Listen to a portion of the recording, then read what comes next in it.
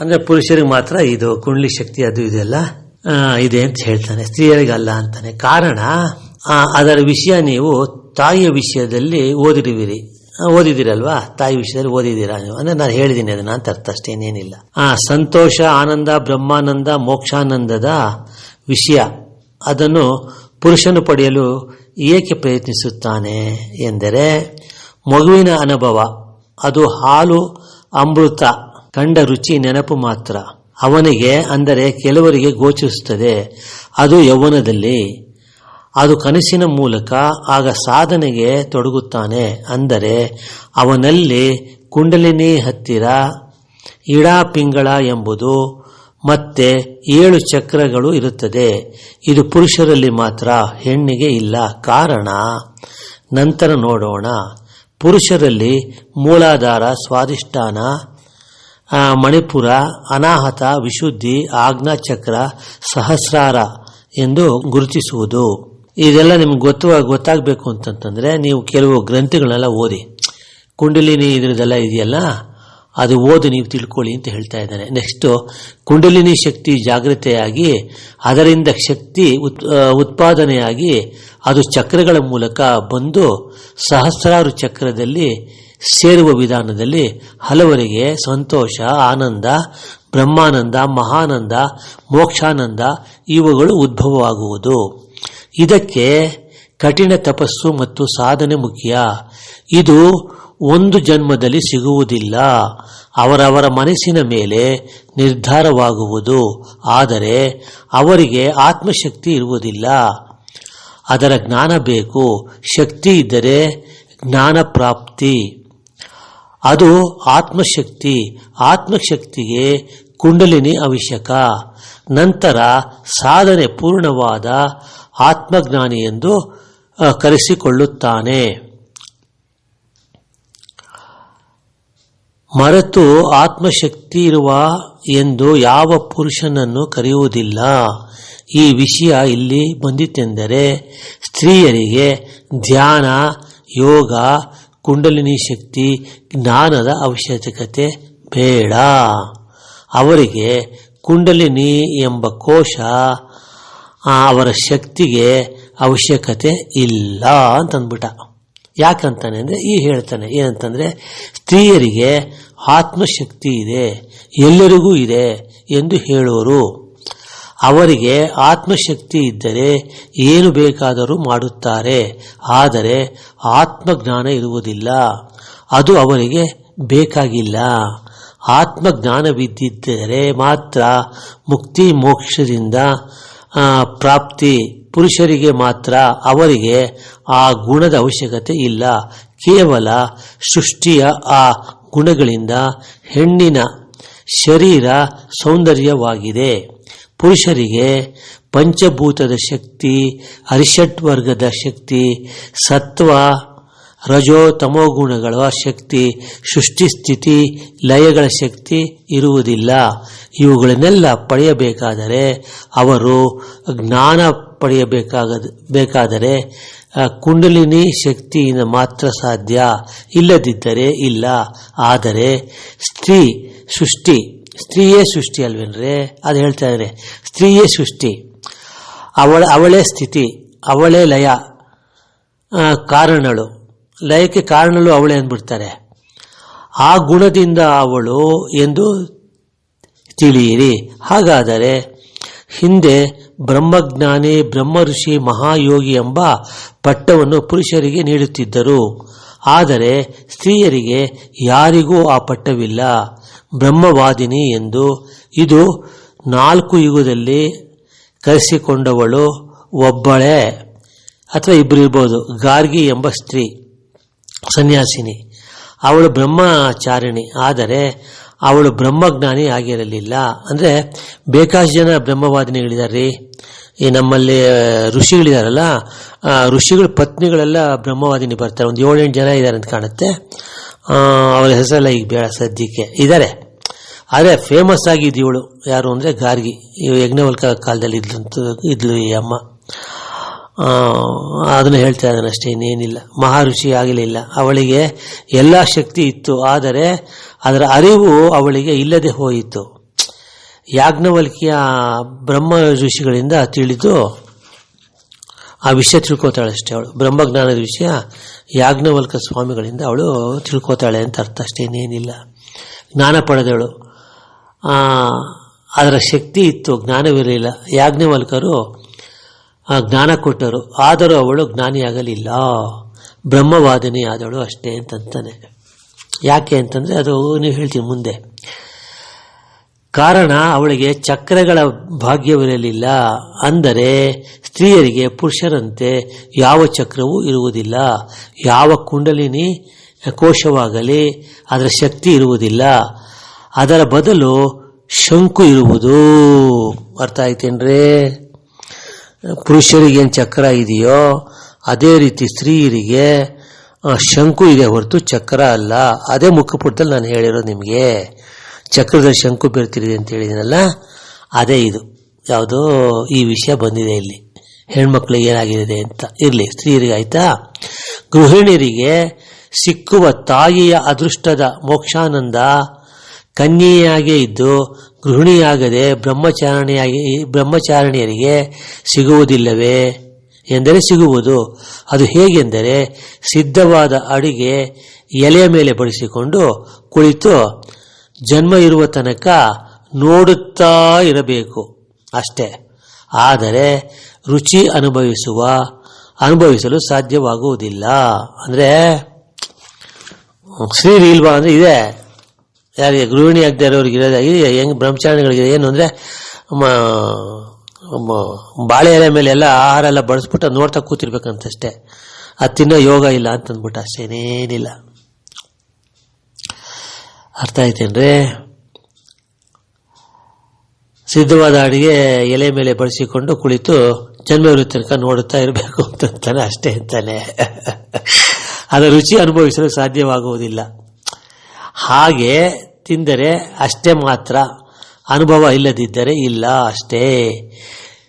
Next ಹೇಳ್ತಾನೆ, ಶಕ್ತಿಯ ಅಂಶ ಸ್ತ್ರೀಯರ ಗುಣ, ಭ್ರಮೆ ಪುರುಷರ ಗುಣ, ಕಲ್ಪನೆ ಸ್ತ್ರೀಯರ ಗುಣ. ಭ್ರಮೆ ಅಂದರೆ ಪ್ರಾಕ್ಟಿಕಲ್ ಕಾರ್ಯಶೀಲತೆ, ಕಲ್ಪನೆ ಅಂದರೆ ತೀರಿ ಇರುವುದು, ಇಲ್ಲದಿರುವುದು, ಸೃಷ್ಟಿಗೊಳ್ಳುವುದು ಅಂತಂತಾನೆ. ಇಲ್ಲಿ ಏನು ಹೇಳ್ತಾನೆ ಅಂದರೆ, ನಾನು ನಿಮ್ಗೆ ಹೇಳಿದ್ನಲ್ಲ ಅದನ್ನೇ, ಸೃಷ್ಟಿ ಬಂದು ಸ್ತ್ರೀಯರ ಗುಣ ಅಂತಾನೆ. ನೋಡಿ ಎಷ್ಟು ಚೆನ್ನಾಗಿದೆ. ಸೃಷ್ಟಿ ಬಂದು ಸ್ತ್ರೀಯರ ಗುಣ, ಸ್ಥಿತಿ ಬಂದು ಪುರುಷರ ಗುಣ, ಲಯ ಬಂದು ಸ್ತ್ರೀ ಗುಣ ಅಂದ್ಬಿಟ್ಟ. ನಾವು ಓದೋದಲ್ಲ ಅದನ್ನ ಹೇಳ್ತಾ ಇದ್ದಾನೆ ಇಲ್ಲಿ. ಆಮೇಲೆ ಅರಿಷಡ್ ವರ್ಗ ಎಲ್ಲ ಸ್ತ್ರೀ ಗುಣ ಅಂದ್ಬಿಟ್ಟ. ಇಲ್ಲಿ ಏನು ಮಾಡ್ತಾ ಇದ್ದಾನೆ, ಯಾವುದಕ್ಕೆ ಸ್ತ್ರೀ ಗುಣ ಇದೆ, ಯಾವುದಕ್ಕೆ ಪುರುಷ ಗುಣ ಅಂತ ಹೇಳ್ತಾ ಇದ್ದಾನೆ ಇಲ್ಲಿ. ಏನದು ಈ ಸೃಷ್ಟಿ ಸ್ಥಿತಿ ಲಯ ಅಂತೀವಲ್ರಿ, ಅದರಲ್ಲಿ ಸೃಷ್ಟಿ ಬಂದು ಸ್ತ್ರೀ ಗುಣ ಅಂತಾನೆ, ಸ್ಥಿತಿ ಬಂದು ಪುರುಷರ ಗುಣ ಅಂತಾನೆ, ಲಯ ಬಂದು ಸ್ತ್ರೀ ಗುಣ ಅಂತಾನೆ. ಇನ್ನು ಅರಿಷಡ್ ವರ್ಗ ಇದೆ ಗೊತ್ತಾ ನಿಮಗೆ? ಅರಿಷಡ್ ವರ್ಗ ಬಂದು ಎಲ್ಲ ಸ್ತ್ರೀ ಗುಣ ಅಂದ್ಬಿಟ್ಟ ಅರಿಷಡ್ ವರ್ಗಕ್ಕೆ. ಅದೇ ರೀ ಕಾಮ ಮೋಹ ಲೋಭ ಮದ ಮತ್ಸರ ಅಂತ ಇದೆಯಲ್ರಿ, ಅವೆಲ್ಲ ಬಂದು ನಿಮಗೆ ಸ್ತ್ರೀ ಗುಣ ಅಂದ್ಬಿಟ್ಟ. ನೆಕ್ಸ್ಟ್ ಪಂಚಭೂತಗಳು ತಗೋತಾನೆ. ಪಂಚಭೂತಗಳಲ್ಲಿ ಏನಾಗೋಗುತ್ತೆ ಅಂದರೆ, ಆಕಾಶ ಬಂದು ಪುರುಷ ಅಂದ, ವಾಯು ಬಂದು ಪುರುಷ ಅಂದ, ಅಗ್ನಿ ತೇಜಸ್ಸು ಪುರುಷ ಅಂದ, ವರುಣ ಬಂದು ಪುರುಷ ಅಂದ. ನೋಡಿ ಅಂದರೆ ಹೇಳ್ತಾ ಇದ್ದಾನೆ ಯಾವ ಗುಣ ಅಂತ ಅಷ್ಟೇ ಅರ್ಥ, ಇನ್ನೇನಿಲ್ಲ. ಅದಕ್ಕಲ್ಲ. ಪ್ರಕೃತಿ ಬಂದು ಸ್ತ್ರೀ ಅಂದ್ಬಿಟ್ಟ. ನೋಡಿ ಭೂಮಿ ಸ್ತ್ರೀ ಅಂದ್ಬಿಟ್ಟ. ಸೃಷ್ಟಿ ಆಗತ್ತಲ್ರಿ, ಬರೋದು ಬೇರೆ, ಏನು ಹುಟ್ಟೋದು ಬೇರೆ, ಅದು ಸ್ತ್ರೀ ಅಂದ್ಬಿಟ್ಟ. ಇಲ್ಲಿ ವರ್ಣ ಸ್ವರೂಪ ಅಷ್ಟೇ, ಅಂದರೆ ವರ್ಣ ಸ್ವರೂಪ ಅಷ್ಟೇ. ಆದರೆ ಅವನು ನಿಮಿತ್ತ ಕಾರಣ, ಜಲ ಅಷ್ಟೇ ಅಂತಂತಾನೆ. ಅವನು ಮಳೆ ಗಿಳೆ ಎಲ್ಲ ಬರೆಸ್ತಾನಲ್ರಿ ಅವನು, ಅದಕ್ಕೋಸ್ಕರ ಹೇಳ್ತಾರೆ ಅಷ್ಟೇ, ಇನ್ನೇನಿಲ್ಲ. ಇನ್ನು ತ್ರಿಗುಣಗಳಲ್ಲಿ ಅದೇ ಸತ್ವ ರಜೋ ತಮೋ ಗುಣ ಇದೆಯಲ್ಲ, ಅದೇನು ಅಂದರೆ ಎಲ್ಲ ಸ್ತ್ರೀ ಅಂದ್ಬಿಟ್ಟ. ನೋಡಿ ಹೆಂಗಿದೆ, ಸತ್ವಗುಣನೂ ಸ್ತ್ರೀ ಅಂತೆ, ರಜೋಗುಣನೂ ಸ್ತ್ರೀ ಅಂತಾನೆ, ತಮೋಗುಣನೂ ಸ್ತ್ರೀ ಅಂದ್ಬಿಟ್ಟ. ಇವುಗಳು ಗುಣಗಳು ಅಂದ್ಬಿಟ್ಟ. ನೆಕ್ಸ್ಟ್ ಅಂತಾನೆ ಕಲ್ಪನೆ ಅಂತಾನೆ. ಕಲ್ಪನೆ ಭ್ರಮೆ ಏನದು, ಹೇಗೆ ಅಂದರೆ ಅದನ್ನ ಹೇಳ್ತಾನೆ. ಕಲ್ಪನೆ ಅಂದರೆ ಸಾಧಕನ ಸಾಧನೆ ಕ್ರಮದಲ್ಲಿ ಆಗುವ ಅನುಭವ. ಭ್ರಮೆ ಅಂದ್ರೆ ಏನು ಅಂದರೆ ಅನುಭಾವ ಕ್ರಿಯೆ ಅಂತಂತಾನೆ. ನೋಡಿ ಬಾಬಾ ಇವೆಲ್ಲ ವಿವರ್ಸಕ್ಕಾಗಲ್ಲ, ನೀವೇ ಅರ್ಥ ಮಾಡ್ಕೊಂಡ್ಬಿಡ್ಬೇಕಷ್ಟೆ. ಕಲ್ಪನೆ ಅಂದರೆ ಸಾಧಕನ ಸಾಧನೆ ಕ್ರಮದಲ್ಲಿ ಆಗುವ ಅನುಭವ ಅಂತಂತಾನೆ. ಇಲ್ಲೇನು ಆಗುತ್ತೆ ಅಂದರೆ ನಮಗೆಲ್ಲ ಫ್ಯಾಂಟಸಿ ಕನಸು ಬೀಳುತ್ತೆ. ಈ ಫ್ಯಾಂಟಸಿ ಸಿನಿಮಾಗಳು ನೋಡ್ತಿರಲ್ರಿ ನೀವು, ಈ ಇಂಗ್ಲಿಷ್ ಪಿಕ್ಚರ್ ಆಗಲಿ, ನಮ್ಮ ವಿಠಲಾಚಾರಿ ಪಿಕ್ಚರ್ಗಳಲ್ಲಿ ನೋಡ್ತಾ ಇದ್ರಲ್ಲ ನೀವು, ಮಾಯಾ ಮಂತ್ರ ಅದು ಇದು ಎಲ್ಲ, ಆ ಅನುಭವಗಳೆಲ್ಲ ಧ್ಯಾನದಲ್ಲಾಗತ್ತದು. ಅದೆಲ್ಲ ಕಲ್ಪನೆ ಆಗತ್ತೆ ಅಷ್ಟೇ, ಇನ್ನೇನಿಲ್ಲ. ಕಲ್ಪನೆಯಲ್ಲಿ ಕೆಲವು ಕಥೆಗಳ ಕನಸೆಲ್ಲ ಬೀಳುತ್ತೆ ನಮಗೆ. ಕನಸು ಅಂದರೆ ನಾವು ಕನಸಲ್ಲ, ಅದು ನಾವು ಅನುಭವಿಸ್ತೀವಿ. ನೀವು ಕನಸಲ್ಲೇ ಅನುಭವಿಸ್ತೀರ ಗೊತ್ತಾ ಕೆಲವೆಲ್ಲ. ನಾರ್ಮಲ್ ಆಗಿರೋ ಮನುಷ್ಯರು, ಸಾಧನೆ ಇಲ್ದಿರೋರು ಕನಸಲ್ಲಿ ಏನಾಗುತ್ತೆ ಅಂದರೆ ನಿಮಗೆ ಬೀಳುತ್ತೆ ನೋಡಿ, ವಿಚಿತ್ರ ಕನಸು ಬೀಳುತ್ತೆ ನಿಮಗೆ. ನೀವು ನೋಡಿರಲ್ಲ, ಕೇಳಿರಲ್ಲ, ಓದಿರಲ್ಲ, ಅಂಥವೆಲ್ಲ ನಿಮಗೆ ಕನಸು ಬೀಳುತ್ತೆ. ಎಲ್ಲಿ ಮಾಮೂಲವ್ರಿಗೆ. ಇವ್ರಿಗೆ ಅದೇ ರೀತಿ ಅನುಭವಗಳಾಗತ್ತೆ. ಯಾರಿಗೆ? ಈ ಸಾಧನೆ ಮಾಡೋನಿಗೆ. ಆ ಸಾಧನೆ ಮಾಡೋನಿಗೆ ಅನುಭವ ಆದಾಗ ಅದನ್ನೇನು ಹೇಳ್ತಾ ಇದೆ ಅಂದರೆ ಕಲ್ಪನೆ ಅಂತ, ಅದರಷ್ಟೇ, ಇನ್ನೇನು ಹೇಳಲ್ಲ. ಭ್ರಮೆ ಅಂತಂದ್ರೆ ಏನಂದರೆ ಪಾರಮಾರ್ಥಿಕ ಅನುಭವದ ಜೊತೆಗೆ ಆತ್ಮಶಕ್ತಿಗಳ ಮತ್ತು ಜ್ಞಾನಗಳ ಸಾಧನೆಯ ಕ್ರಿಯೆ ಅಂತಂತಾನೆ ಭ್ರಮೆ ಒಳಗಡೆ ನಡೆಯುತ್ತದು. ಹೆಂಗೆ ವಿವರಿಸೋದಿದು? ಪಾರಮಾರ್ಥಿಕ ಅನುಭವದ ಜೊತೆಗೆ ಆತ್ಮಶಕ್ತಿಗಳ ಮತ್ತು ಜ್ಞಾನಗಳ ಸಾಧನೆಯ ಕ್ರಿಯೆ ಅಂತಂತಾನೆ ಭ್ರಮೆ ಅಂತಂತಂದರೆ. ಇದು ಒಣಸಕ್ಕಾಗಲ್ಲ, ಇದು ನೀವೇ ಅನುಭವಿಸ್ಬೇಕಷ್ಟೇ ಇದು. ಅದಕ್ಕೆ ಯಾಕೆಂದರೆ ಪದಗಳು ಸಿಗಲ್ಲ ಇದಕ್ಕೆ. ಏನು ಅಂತ ಹೇಳೋಣ? ಪಾರಮಾರ್ಥಿಕ ಅನುಭವ ಅಂತಂದರೆ ಅದೇ ಯಾವ್ಯಾವ ಲೋಕಕ್ಕೆ ಹೋಗೋದು, ದೇವತೆಗಳು ಮೀಟ್ ಮಾಡೋದು, ಮಾತಾಡೋದು, ಇವೆಲ್ಲ ಹೇಳ್ತೀರಲ್ರಿ. ಅಲ್ಲಿಂದ ಬಂತು, ಇಲ್ಲಿಂದ ಬಂತು, ಅದು ಸಿಕ್ತು, ಇದು ಸಿಕ್ತು, ಆ ರೀತಿ ಹೇಳಿದ್ದಾರೆ, ಈ ರೀತಿ ಹೇಳಿದ್ದಾರೆ ಅನ್ನೋ ಅನುಭವಗಳಿದೆಯಲ್ಲ, ಅದೆಲ್ಲ ಪಾರಮಾರ್ಥಿಕ ಅನುಭವ ಆಗೋಗುತ್ತದು. ಆ ಜೊತೆಗೆ ಆತ್ಮಶಕ್ತಿಗಳ ಮತ್ತು ಆತ್ಮಶಕ್ತಿನ ಏನು ಹೇಳೋಣ ಅದಕ್ಕೆ, ಮತ್ತು ಜ್ಞಾನಗಳ ಸಾಧನೆಯ ಕ್ರಿಯೆ ಅಂತಂತಾನೆ. ಅದು ಇವೆಲ್ಲ ಎಕ್ಸ್ಪ್ಲೇನ್ ಮಾಡೋಕ್ಕಾಗಲ್ಲ. ಈ ಪದಗಳೆಲ್ಲ ಬಂದಿದೆಯಲ್ಲ, ಇದೆಲ್ಲ ಬೇರೆ ಅನುಭವ ರೀ ಇದು. ಈ ಒಳಗಡೆ ಆಗುತ್ತಲ್ಲ ಈ ಅನುಭವಗಳು, ಅದನ್ನು ಹೇಳ್ಕೊಳಕ್ಕಾಗಲ್ಲ, ಯಾರೂ ಹೇಳೋಕ್ಕಾಗಲ್ಲ. ಅದು ಅನುಭವಿಸ್ಬೇಕಷ್ಟೇ ನಾವೇ. ಇವಾಗ ಒಂದು ಪಾನಕ ಕೊಡ್ತಾರೆ, ಯಾರ ಮನೆಯಾಗ ಹೋದರೆ ನೀವು, ನಿಂಬೆಹಣ್ಣು ಪಾನಕ ಕೊಡ್ತಾರೆ ಅಂತ ಇಟ್ಕೊಳ್ಳಿ. ಏಲಕ್ಕಿ, ಸಕ್ಕರೆ ಹಾಕಿ ನಿಂಬೆಹಣ್ಣು ಹಿಂಡ್ಬಿಟ್ಟು ಕೊಡ್ತಾರೆ. ಯಾವ ರೀತಿ ಇದೆ ಅಂದರೆ ಏನೇ ಹೇಳ್ತಾರೆ, ನೀವು ಚೆನ್ನಾಗಿದೆ ಅಂತೀರ ಅಷ್ಟೇ. ಸಿಹಿ, ಉಪ್ಪು, ಪೂಳು, ಹುಳಿ ಅಂತ ಹೇಳ್ತೀರ ಅಷ್ಟೇ ಹೊರತು ಆ ಮೂರು ಸೇರಿಸಿ ಒಂದು ರುಚಿ ಹೇಳಿ ಹೇಳೋಕ್ಕಾಗತ್ತಾ? ಮೂರಕ್ಕೂ ಸೇರಿಸಿ ಒಂದು ರುಚಿ ಹೇಳ್ರಿ, ಪಾನಕ ಅಂದ್ಬಿಡ್ತೀರ ಅಷ್ಟೇ. ಹಾಗೆ ಇದು, ಇನ್ನೇನಿಲ್ಲ. ಅದು ಹಾಗೆ ಅಂತ ಹೇಳ್ತಾರೆ ನೋಡಿ. ಇಲ್ಲಿ ಪ್ರಶ್ನೆ ಪತ್ರಿಕೆ ಇದೆ ಗೊತ್ತಾ ನಿಮಗೆ? ಈ ಎಕ್ಸಾಮ್ ತಗೋತೀರಲ್ರಿ, ಈ ಎಕ್ಸಾಮ್ಗೆ ಹೋಗಲ್ವ ನೀವು? ಈ ಎಕ್ಸಾಮ್ಗೆ ಹೋದ್ರೆ ಏನು ಮಾಡ್ತೀರಾ? ಉತ್ತರ ಅನುಭವ ಅಂದ್ಬಿಟ್ಟ ಕ್ವಶನ್ ಪೇಪರ್ ಕೊಡ್ತಾರಲ್ವಾ, ಕ್ವಶನ್ ಪೇಪರ್ ಕೊಟ್ಟರೆ ನೀವೇನು ಮಾಡ್ತೀರಾ? ಉತ್ತರ ಬರೀತೀರಾ. ಉತ್ತರ ಬರೀತಿಲ್ಲ, ಅದೇ ಅನುಭವ ಅಂತಾನೆ. ಅರ್ಥ ಆಯ್ತೇನ್ರಿ? ಉತ್ತರ ಪತ್ರಿಕೆ ಅಂತಂತಾನೆ. ಉತ್ತರ ಪತ್ರಿಕೆ ಇದೆಯಲ್ಲ, ಪ್ರಶ್ನೆಗಳ ಉದ್ಭವ, ಇದು ಭ್ರಮೆ ಅಂದರೆ ಅನುಭವದ ತತ್ವ ಅಂದ್ಬಿಟ್ಟ. ಈ ಪ್ರಶ್ನೆ ಪತ್ರ ಈ ಕ್ವಶನ್ ಪೇಪರ್ ಕೊಡ್ತಾರಲ್ರೇ, ಕ್ವಶನ್ ಪೇಪರ್ ಕೊಡ್ತಾರಲ್ಲ, ಅದನ್ನ ಏನಂತ ಇದೆ ನೀವು, ಅದನ್ನೇ ಅನುಭವದ ತತ್ವ ಅಂದ್ಬಿಟ್ಟ ಉತ್ತರ ಪತ್ರಿಕೆ. ನೋಡಿ ಎಷ್ಟು ಚೆನ್ನಾಗಿದೆ. ಪ್ರಶ್ನೆ ಪತ್ರಿಕೆ ಬಂದು, ಕ್ವಶನ್ ಪೇಪರ್ ಬಂದು, ಪ್ರಶ್ನೆ ಪತ್ರಿಕೆ ಬಂದು ನೀವು ಉತ್ತರ ಬರೀತೀರಲ್ಲ, ಅದನ್ನ ಕಲ್ಪನೆಯಿಂದ, ಅನುಭವ ಅಂದ ಅದನ್ನ. ಈ ಉತ್ತರ ಪತ್ರಿಕೆ ಇದೆಯಲ್ಲ, ನೀವು ಬರೆದ್ಬಿಟ್ಟು ಆನ್ಸರ್ ಪೇಪರ್ ಕೊಡ್ತೀರಲ್ರಿ, ಅದರೊಳಗೆ ನೀವು ಪ್ರಶ್ನೆಗಳು ಉದ್ಭವ, ಅದೇ ಪ್ರಶ್ನೆಗಳು ಅಂತಾನೆ. ನೀವೇನು ಆನ್ಸರ್ ಬರ್ದಿರೋ ಅದೇ ಪ್ರಶ್ನೆಗಳು ಅಂತಾನೆ. ಭ್ರಮೆ ಅಂದರೆ ಅನುಭವದ ತತ್ವ ಅಂತಂತಾನೆ. ಉಲ್ಟಾ ಕೇಸ್ ಇದು. ಆನ್ಸರ್ ಇದೆಯಲ್ರಿ, ಅದನ್ನು ಉಲ್ಟಾ ಹೇಳ್ತಾನೆ ಅಷ್ಟೇ, ಇನ್ನೇನಿಲ್ಲ. ಕಲ್ಪನೆ ಭ್ರಮೆಯ ಜೊತೆಯಲ್ಲಿ ಪಯಣ ಅಂದರೆ, ಈ ಕಲ್ಪನೆ ಭ್ರಮೆ ಅಂದರೆ question and answer, answer and question ಇದೆಯಲ್ರಿ, ಇದ್ರ ಜೊತೆ ನಮ್ಮ ಟ್ರಾವೆಲ್ ಅಂತ ಹೇಳ್ತಾರೆ ಅಷ್ಟೇ, ಇನ್ನೇನಿಲ್ಲ. ಕಲ್ಪನೆ ಭ್ರಮೆಯ ಜೊತೆಯಲ್ಲಿ ಪಯಣ, ಶರೀರ ಬಿದ್ದ ಜ್ಞಾನಿಯ ಯಾನ ಅಂದರೆ ಕಲ್ಪನೆಯ ಅನುಭವ ಸಾಧನೆ ಕ್ರಮದ ಪಯಣದಲ್ಲಿ ಆಗುವ ಅನುಭವದ ಕ್ರಿಯೆಯ ಭ್ರಮೆಯ ನಡಿಗೆಯು ಸಾಧನೆಯು ಕ್ರಮದಲ್ಲಿ ಅಂತಂತಾನೆ. ಸ್ವಲ್ಪ ಇವೆಲ್ಲ ನಾವು ವಿವರ ಕೊಡೋಕ್ಕಾಗ್ತಾ ಇಲ್ಲ. ಏನು ಅಂತಂದರೆ, ಇವನು ಕ್ವಶನ್ ಅಂಡ್ ಆನ್ಸರ್ ಇದೆಯಲ್ರಿ, ಕಲ್ಪನೆ ಭ್ರಮೆ ಇದೆಯಲ್ರಿ, ಆ ಜೊತೆಯಲ್ಲಿ ಇವನು ಟ್ರಾವೆಲ್ ಮಾಡ್ತಾನೆ. ಯಾರು? ಈ ಸಾಧಕ. ಆ ಶರೀರ ಇದೆಯಲ್ಲ, ಅದು ಬಿದ್ದೋಗುತ್ತೆ. ಬಿದ್ದ ತಕ್ಷಣ ಅವನೇನು ಮಾಡ್ತಾನೆ ಅಂದರೆ, ಸೂಕ್ಷ್ಮ ಶರೀರ ಇದೆಯಲ್ಲ, ಅದು ಟ್ರಾವೆಲ್ ಮಾಡುತ್ತೆ ಅಂತ ಹೇಳ್ತಾನೆ ಅಷ್ಟೇ, ಇನ್ನೇನಿಲ್ಲ. ಅದು ಹೆಂಗೆ ಟ್ರಾವೆಲ್ ಮಾಡುತ್ತೆ ಅಂದರೆ, ಅದು ಕಲ್ಪನೆ ಇದೆಯಲ್ಲ, ಕಲ್ಪನೆ ಅನುಭವ ಸಾಧನೆ ಕ್ರಮದ ಪಯಣದಲ್ಲಿ ಆಗುವ ಅನುಭವದ ಕ್ರಿಯೆಯ ಭ್ರಮೆಯ ನಡಿಗೆಯು ಸಾಧನೆಯ ಕ್ರಮದಲ್ಲಿ ಅಂತಂತಾನೆ. ಅಂದರೆ ಕಲ್ಪನೆ ಭ್ರಮೆ ಇದೆಯಲ್ಲ, ಆ ಕಲ್ಪನೆ ಭ್ರಮೆನೇ ಅನುಭವ ಮತ್ತು ಅನುಭವ ಅಂತ ಕರೀತಾ ಇದ್ದಾನೆ ಅಷ್ಟೇ, ಇನ್ನೇನಿಲ್ಲ. ಕಲ್ಪನೆ ಅಂದರೆ ಅನುಭವ ಅಂತಂತಾನೆ, ಭ್ರಮೆ ಅಂತಂದರೆ ಅನುಭವ ಅಂತ ಕರೀತಾನೆ. ಅದ್ರ ಜೊತೆ ಪ್ರಯಾಣ ಮಾಡ್ತಾನೆ ಶರೀರ ಬಿಟ್ಟು ಅಂತ ಅರ್ಥ ಅಷ್ಟೇ, ಇನ್ನೇನಿಲ್ಲ. ಕಲ್ಪನೆ ಸಾಧನೆ ಮಾರ್ಗದಲ್ಲಿ ಅಂತಂತಾನೆ. ಹಾಗೆ ಅಂದರೆ ಸಾಧನೆ ಮಾರ್ಗದಲ್ಲಿ ಯಾವ ರೀತಿ ಇರುತ್ತೆ ಅಂತಂದರೆ ಅವನು ಹೇಳ್ತಾನೆ ಏನಂದರೆ, ಆಧ್ಯಾತ್ಮಿಕ ವಿಷಯದಲ್ಲಿ ಆಸಕ್ತಿ ಬೆಳೆಸಿಕೊಳ್ಳುವುದು. ಇದನ್ನು ಗಳಿಸ್ಕೊಳ್ಳೋದು ಹೇಗೆ ಸಾಧಕರು?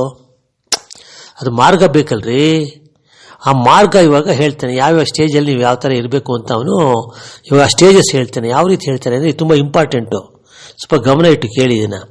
ಆಧ್ಯಾತ್ಮಿಕ ವಿಷಯದಲ್ಲಿ ಆಸಕ್ತಿ ಬೆಳೆಸಿಕೊಳ್ಳುವುದು, ಆಧ್ಯಾತ್ಮಿಕ ಸಂಬಂಧ ಗ್ರಂಥಗಳ ಪಠಣ ಮಾಡುವುದು, ವಿಷಯ ತಿಳಿಯುತ್ತಾ ಅಂದರೆ ಮೂರನೇದು, ವಿಷಯ ತಿಳಿಯುತ್ತಾ ಹೋದಂತೆ ಸ್ನೇಹಿತರ ಜೊತೆಯಲ್ಲಿ ಆಸಕ್ತಿ ಉಳ್ಳೆವು ಎಲ್ಲರೂ ಅಲ್ಲ, ಅದರ ವಿಷಯದ ಚಿಂತನೆಯನ್ನು ಹಂಚಿಕೊಳ್ಳುವುದು. 4, ಅದು ಏನು ಇದು ಏನು ನಂತರ ಏನು ಎಂಬ ಜಿಜ್ಞಾಸೆ ಗೊಂದಲ. ಅಂದರೆ ಜಿಜ್ಞಾಸೆಯಿಂದ ಗೊಂದಲ ಆಗತ್ತೆ ಅವನಿಗೆ. ಆ ನೆಕ್ಸ್ಟ್ ಏನಾಗುತ್ತೆ, ನಂತರ ಉಪನಿಷತ್ ಪುರಾಣಗಳ ಅಧ್ಯಯನ ಮಾಡಬೇಕು ಅಂದರೆ ಓದಬೇಕು ಅಂತ ಹೇಳ್ತಾನೆ.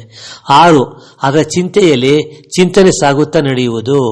7, ನಂತರ ಮುಕ್ತಿ ಮೋಕ್ಷದ ಚಿಂತನೆ, ಜನ್ಮ ಜನ್ಮದ ಕರ್ಮದ ಚಿಂತನೆ, ಹೀಗೆ ಕಲ್ಪನೆಯ ಕನಸಿನಲ್ಲಿ ಯಾನ ಸಾಗುವುದು. 8, ನಂತರ ಗುರುಗಳ ಅನ್ವೇಷಣೆ. 9, ನಂತರ ಗುರುಗಳ ಮಾರ್ಗದರ್ಶನದಲ್ಲಿ ಅಭ್ಯಾಸ, ಅಷ್ಟಾಂಗ ಯೋಗದ ಪರಿಚಯ, ಆದರೆ ಸಾಧನೆಯಲ್ಲಿ ತೊಡಗುವುದು. 10, ನಂತರ ಒಂದೊಂದೇ ಆಸನದಲ್ಲಿ ಅಭ್ಯಾಸ. ಯಾವ ಥರ ಅಭ್ಯಾಸ ಮಾಡಬೇಕು ಅಂದರೆ 1 ಯಮ, 2 ನಿಯಮ, 3 ಆಸನ, 4 ಪ್ರಾಣಾಯಾಮ, 5 ಪ್ರತ್ಯಾಹಾರ, 6 ಧಾರಣ, 7 ಧ್ಯಾನ, 8 ಸಮಾಧಿ. 7ನೇ ಹಂತದಲ್ಲಿ ಧ್ಯಾನ. ನಿಮ್ಮ ಪ್ರಯಾಣ ಪ್ರಾರಂಭವಾಗುವುದು. ಅದು ಕಲ್ಪನೆಯ ಲೋಕಕ್ಕೆ ಕರೆದೊಯ್ಯುವ ಕ್ರಿಯೆ, ಏಕಾಗ್ರತೆ.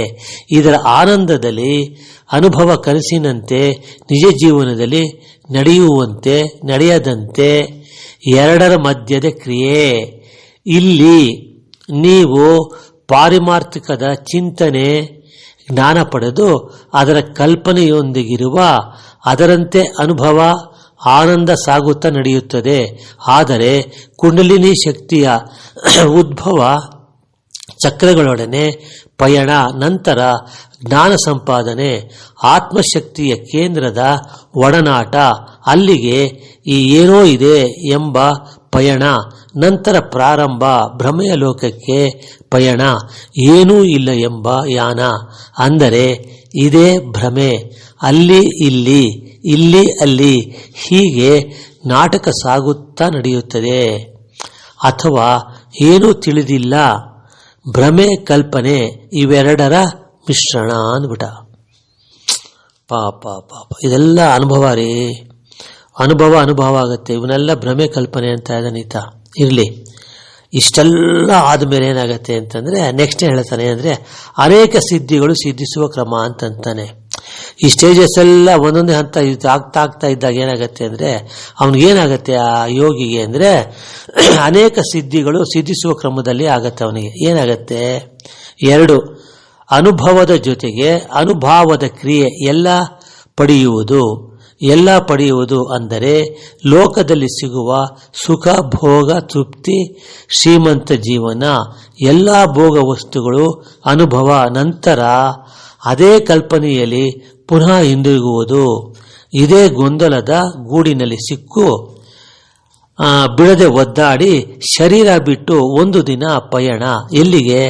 ಅದು ಕಲ್ಪನೆ ಭ್ರಮೆಯ ಶರೀರದಲ್ಲಿ ಪಯಣ. ಅದು 2 ಮಿಶ್ರಿತ ಸೂಕ್ಷ್ಮ ಶರೀರದಲ್ಲಿ ಪಯಣ.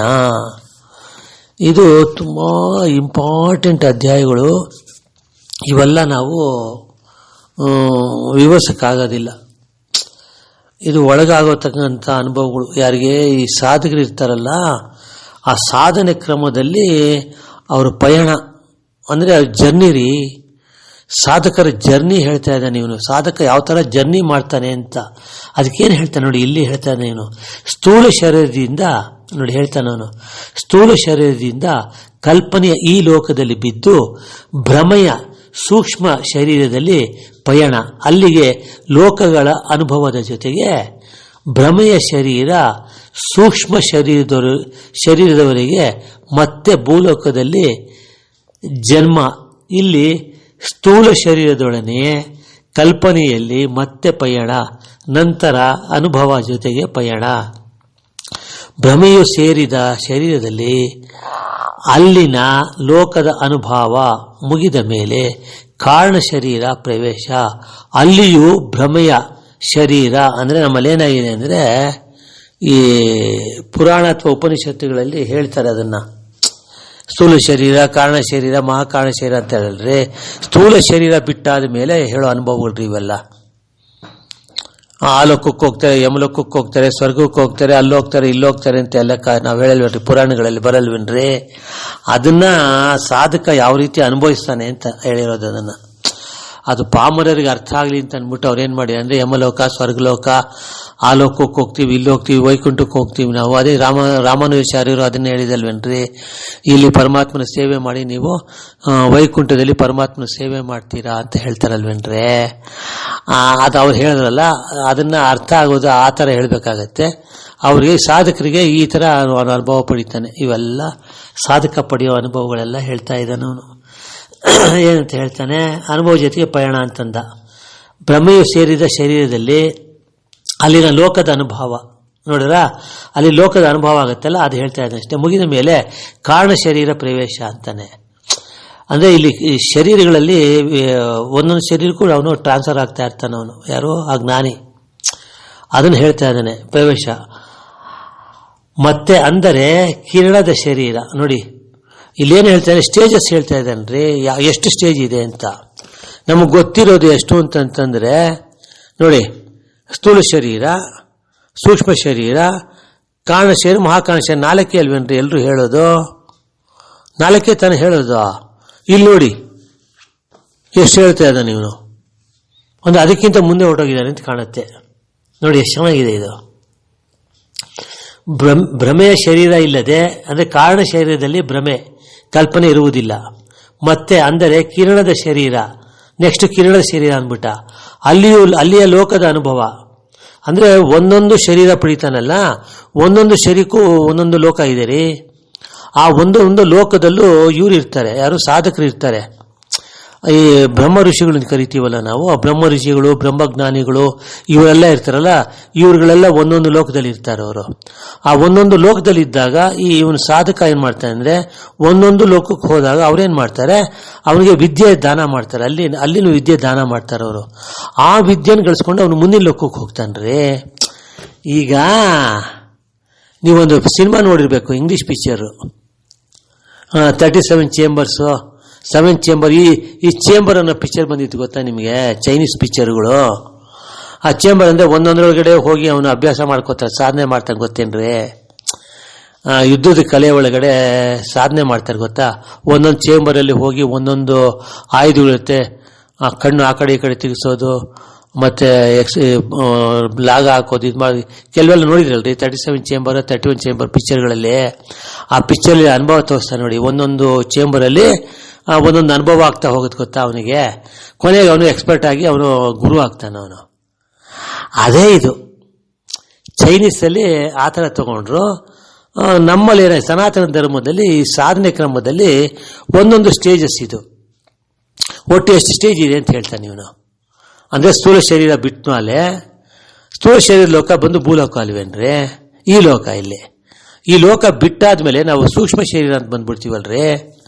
ಅಂದರೆ ಮನುಷ್ಯ ಸಾಯ್ತಾನಲ್ಲ, ಸತ್ತಾಗ ಅವನು ಬೇರೆ ಅನುಭವ ಆಗುತ್ತೆ ಸಾಧಾರಣದವ್ರಿಗೆ. ಆದರೆ ಸಾಧಕ ಸಾಯೋದಿಲ್ಲ. ಸಾಯ್ದೇರೇನೆ ಅಂದರೆ ಸಾಯೋದಿಲ್ಲ, ಸಾಯ್ದೇರೇನೆ ಅವನು ಅನುಭವ ಪಡೀತಾರೆ, ಸತ್ ಅನುಭವ ಪಡಿತಾನೆ. ಎಲ್ಲೆಲ್ಲಿ ಹೋಗ್ಬೇಕು ಅಂತ ಗೊತ್ತಾಗತ್ತೆ ಅವನಿಗೆ. ಇವನು ಸಾಮಾನ್ಯ ಜನರು ಏನಾಗುತ್ತೆ, ನಾವು ಸತ್ತ ಮೇಲೆ ಬರೀ ಸ್ವರ್ಗನೋ ಅಥವಾ ನರಕಕ್ಕೆ ಹೋಗಿ ವಾಪಸ್ ಬಂದ್ಬಿಡ್ತಾರಲ್ವೇನ್ರೆ. ಆ ಪಿತೃಲೋಕಕ್ಕೆ ಅದರಲ್ಲೂ ಸ್ಟೇಜಸ್ ಇದೆ, ಒಂದು 3-4 ಸ್ಟೇಜ್ ಇದೆ ಅಷ್ಟೇ ಅವರಿಗೆ. ಯಾರಿಗೆ? ಇವರಿಗೆ ಆದಿತ್ಯ ಲೋಕ, ರುದ್ರಲೋಕ, ಅದು ಬ್ರಹ್ಮಲೋಕ, ಇದೆಲ್ಲ ಇದೆ. ಅವ್ರು ಯಾರು ವಾಪಸ್ ಬಂದ್ಬಿಡ್ತಾನೆ. ಯಾರೋ ಇವನು, ಯಾರೋ ಆರ್ಡಿನರಿ ಮನುಷ್ಯ, ಸಾಧನೆ ಇಲ್ಲದಿರೋರು. ಈ ಸಾಧನೆ ಮಾಡೋನಿಗೆ ಏನಾಗುತ್ತೆ ಅಂದರೆ ಅವನು ಸತ್ತಿದ ಅನುಭವ ಪಡಿತಾನೆ. ಯಾವ್ಯಾವ ಲೋಕಕ್ಕೆ ಹೋಗ್ಬೋದು ನಾವು. ಅಲ್ಲಿನ ಅನುಭವ ಪಡೆದು ಅಂದರೆ ಅಲ್ಲಿನ ಜ್ಞಾನ ಪಡ್ಕೊಂಡು ಬರ್ತಾನೆ ರೀ ಇವ್ರು ವಾಪಸ್ಸು. ಕೆಲವ್ರು ಬರ್ತಾರೆ, ಕೆಲವ್ರು ಬರಲ್ಲ. ಆಯಾ ಲೋಕ ಅಂತ ಹೇಳ್ತಾನೆ ಇವನು. ಯಾವ ಲೋಕ? ಇವಾಗ ಯಾವ ಲೋಕಕ್ಕೆ ಬಂದ್ಯಾನಂದ್ರೆ ಸೂಕ್ಷ್ಮ ಶರೀರ ಆಯಿತು, ಮಹಾಕಾರಣ ಶರೀರದ ಲೋಕ ಇದೆ, ಆ ಮಹಾಕಾರಣ ಶರೀರ ಇನ್ನೊಂದು ಲೋಕ ಇದೆ.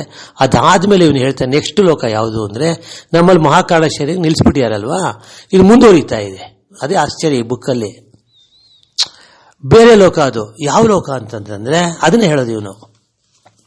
ಮುಂದಿನ ಲೋಕಗಳೆಲ್ಲ ಹೇಳ್ಕೊಂಡ್ ಬರ್ತಾ ಇದ್ದಾನ್ರಿ ಇವನು. ಕಾರಣ ಶರೀರದಲ್ಲಿ ಭ್ರಮೆ ಕಲ್ಪನೆ ಇರುವುದಿಲ್ಲ ನೋಡಿ. ಕಾರಣ ಶರೀರ ಬಂದ್ಬಿಡುತ್ತಲ್ಲ ಇಲ್ಲಿ, ಮಹಾಕಾರಣ ಶರೀರ ಅಲ್ಲ. ಈ ಸೂಕ್ಷ್ಮ ಶರೀರ ಆದ ತಕ್ಷಣ ಕಾರಣ ಶರೀರ ಅಂತ ಬರುತ್ತೆ ರೀ. ಆ ಕಾರಣ ಶರೀರ ಬಂತ ಈ ಭ್ರಮೆ ಕಲ್ಪನೆ ಅನ್ನೋದು ಇದೆಯಲ್ರಿ, ಅನುಭವ ಇದೆಯಲ್ಲ, ಅದು ಹೊರಟೋಗುತ್ತೆ ಅಂತ ಅರ್ಥ ಅಷ್ಟೇ, ಇನ್ನೇನಿಲ್ಲ. ಅರ್ಥ ಆಯ್ತೇನ್ರಿ? ಈ ಕಾರಣ ಶರೀರ ಇದೆಯಲ್ರಿ, ಅದು ಭ್ರಮೆ ಕಲ್ಪನೆ ಇರೋದಿಲ್ಲ ಅಂತಂತಾನೆ. ಮತ್ತೆ ಅಂದರೆ ಕಿರಣದ ಶರೀರ ಬರುತ್ತೆ ಅವನಿಗೆ. ಕಿರಣ ಶರೀರ ಬಂದಾಗ ಅಲ್ಲಿಯ ಲೋಕದ ಅನುಭವ ಮತ್ತು ಅನುಭವದ ಶರೀರ ಕಳಿಸಿ ನೋಡಿ, ಆ ಕಳ್ಸೋಗತ್ತದು, ಆ ಶರೀರ ಕಳ್ಸೋಗ್ಬಿಡುತ್ತೆ. ಕಳಿಸ್ಬಿಟ್ಟು ಆವಿಯ ಪ್ರಯಾಣ, ನೆಕ್ಸ್ಟ್ ಆವಿ ಆಗ್ಬಿಡ್ತಾನೆ ನೆಕ್ಸ್ಟ್ ಸ್ಟೇಜಲ್ಲಿ. ಮತ್ತೆ ಅಲ್ಲಿಂದ ಲೋಕದ ಅನುಭವ ಪಡೆದು ಅಲ್ಲಿಂದ ಲೋಕದ ಅನುಭವ ಪಡಿತಾನೆ ಆವಿ ಲೋಕದಲ್ಲಿ. ಮತ್ತೆ ವಾಯುವಿನ ಶರೀರದಲ್ಲಿ ತಿರ್ಗಾ ವಾಯು ಬರುತ್ತೆ ನೋಡ್ರಿ ಅವನಿಗೆ, ವಾಯು ಶರೀರ ಬರುತ್ತೆ ಅವನಿಗೆ. ವಾಯು ಶರೀರದಲ್ಲಿ ಪಯಣ ಅಂದರೆ ಅರ್ಥ, ಯಾವ ಪಂಚಭೂತದಿಂದ ಶರೀರ ಉದ್ಭವವಾಯಿತೋ, ಸ್ಥೂಲ ಸೂಕ್ಷ್ಮ ಕಾರಣ ಅಗ್ನಿ ವಾಯು ಆಕಾಶ ಶರೀರ ಪಂಚಭೂತಗಳ ಶರೀರವು ಅವಸ್ಥೆ, ಎಲ್ಲ ಶರೀರ ಕಳಿಸಿದಾಗ ಮತ್ತೆ ಪಯಣ. ಪ್ರತಿಯೊಂದು ಶರೀರ ಪಡಿತಾನೆ ಬಿಡ್ತಾನೆ ಬರುತ್ತೆ ಬಿಡುತ್ತೆ. ಈ ಥರ ಬಿಟ್ಟು ಏನಾಗುತ್ತೆ ಅಂದರೆ ಎಲ್ಲ ಶರೀರ ಬಿಟ್ಟೋಗುತ್ತೆ ರೀ ಅವನಿಗೆ. ತಿರ್ಗಾ ಮತ್ತೆ ಪ್ರಯಾಣ ಮಾಡ್ತಾನೆ ಅವನು. ಆವಾಗ ಒಳಮನಸ್ಸಿನ ಪಯಣದ ಜೊತೆಗೆ ಎಲ್ಲ ಲೋಕವನ್ನು ದಾಟಿ ಪಯಣ, ಬ್ರಹ್ಮಾಂಡ ಲೋಕದ ಪ್ರವೇಶ. ಅದು ಸಾಗುತ್ತಾ ಮೇಲಕ್ಕೆ ನೋಡಿದಾಗ ಅಲ್ಲಿ ಒಂದು ಇದು ತುಂಬ ಇಂಪಾರ್ಟೆಂಟ್, ತಿಳ್ಕೊಳ್ಳಿ ಇದನ್ನ. ಕಷ್ಟ ಈ ಸ್ಟೇಜ್ ಇದೆಯಲ್ಲ, ಇಲ್ಲಿ ಹೋಗೋದು ಎಲ್ಲ ಅಪರೂಪ. ಅದಕ್ಕೆ ಹೇಳಿದವರು ಲಕ್ಷಾಂತರ ಜನದಲ್ಲಿ ಯಾರೋ ಒಬ್ಬರು ಇಬ್ಬರು ಅಂದ್ರಲ್ಲ, ಅದೇ ಇನ್ನೇನಿಲ್ಲ. ಕೃಷ್ಣಾರ್ಪಣ ಮಸ್ತು. ಮೇಲಕ್ಕೆ ನೋಡಿದಾಗ ಅಲ್ಲಿ ಒಂದು 7 ಪದರಿನ ಚಕ್ರ ಸುತ್ತುತ್ತಿರುವುದು ಅಂತಂತಾನೆ. ಅದನ್ನೇ ಸುದರ್ಶನ ಚಕ್ರ ಅಂತಾನೆ ಇವನು. ಅಂದರೆ ಎಷ್ಟೋ ಶರೀರ ಬಿಟ್ಟು ಅಂದರೆ ಸ್ಥೂಲ ಶರೀರ ಬಿಟ್ಟಾದ್ಮೇಲೆ ಹೇಳೋದು ನಾನು. ಅರ್ಥ ಆಯ್ತಾ? ಈ ಲೋಕ ಬಿಡ್ತಿದ್ದೇವೆ ನಾವು, ಬಿಟ್ಟಾದ್ಮೇಲೆ ಹೇಳೋ ಅನುಭವಗಳ್ರಿ ಇವೆಲ್ಲ. ಭೂಲೋಕ ಬಿಟ್ಟ ತಕ್ಷಣ ಸಾಧಕ ಹೋಗಿ ಹೋಗಿ ಹೋಗಿ ಹೋಗಿ ಎಲ್ಲಿಗೆ ಹೋಗ್ತಾನೆ ಅಂದರೆ ಕೊನೆಗೆ ಇಲ್ಲಿ ಹೋಗ್ಬೇಕು. ಎಲ್ಲಿ ಕೊನೆಯ ಮೇಲ್ ನೋಡ್ತಾನ್ರಿ. ಮೇಲ್ ನೋಡಿದ್ರೆ ಅಲ್ಲಿ ಸುದರ್ಶನ ಚಕ್ರ ತರ ಇರತ್ತೆ. ಒಂದೊಂದು ಚಕ್ರದ ಮುಳ್ಳು 1000 ಕೋಟಿಯ ಚಕ್ರದ ಕೊನೆಗಳು ಅಂತನ್ರಿ. ಹೆಂಗ್ ಗೊತ್ತೇನ್ರಿ? ಚಕ್ರ ಇದೆ ಗೊತ್ತಾ ನಿಮಗೆ? ಆ ಚಕ್ರದಲ್ಲಿ ಒಂದೊಂದು ಮುಳ್ಳಿದೆ ಗೊತ್ತಾ? ಅದು ಸಹಸ್ರ ಮುಳ್ಳಂತ ಚಕ್ರ ಬಂದು ಆ ಕೊನೆ ಇರುತ್ತಿಲ್ರಿ ಚೂಪಾಗಿ, ಆ 1000 ಕೋಟಿ ಅಂತಾನೆ. ಅದು ಯಾವುದು ಆ ಮುಳ್ಳಿದೆಯಲ್ಲ, ಆ ಮುಳ್ಳು 1000 ಕೋಟಿಯ ಚಕ್ರದ ಕೊನೆಗಳು ಅಂತನ್ರಿ. ಒಂದು ಸಾರಿ ಸುತ್ತಿದರೆ, ಒಂದು ಮುಳ್ಳು ತಿರುಗಿದರೆ 4 ಯುಗಗಳು ಕಾರ್ಯವಾಗುವುದು. ಅಬ್ಬಬ್ಬಾ, ಕೃಷ್ಣಾರ್ಪಣ ಮಸ್ತು. ಸಹಸ್ರ ಚಕ್ರ ಆ ಚಕ್ರ ಇದೆಯಲ್ರಿ, ಆ ಚಕ್ರದಲ್ಲಿ ಆ ಕೊನೆಗಳಿದೆಯಲ್ಲ, ಆ ಕೊನೆ ಬಂದು ನೋಡಿರಲ್ಲ ಚೂಪಾಗಿರುತ್ತಲ್ಲ, ಆ ಚೂಪು ಅಂತ ಸಹಸ್ರವಾಗಿರುತ್ತಂತೆ ಆ ಚಕ್ರಕ್ಕೆ. ಅರ್ಥ ಮಾಡ್ಕೊಳ್ಳಿ. ಇಡೀ ಬ್ರಹ್ಮಾಂಡನೇ ಅದು.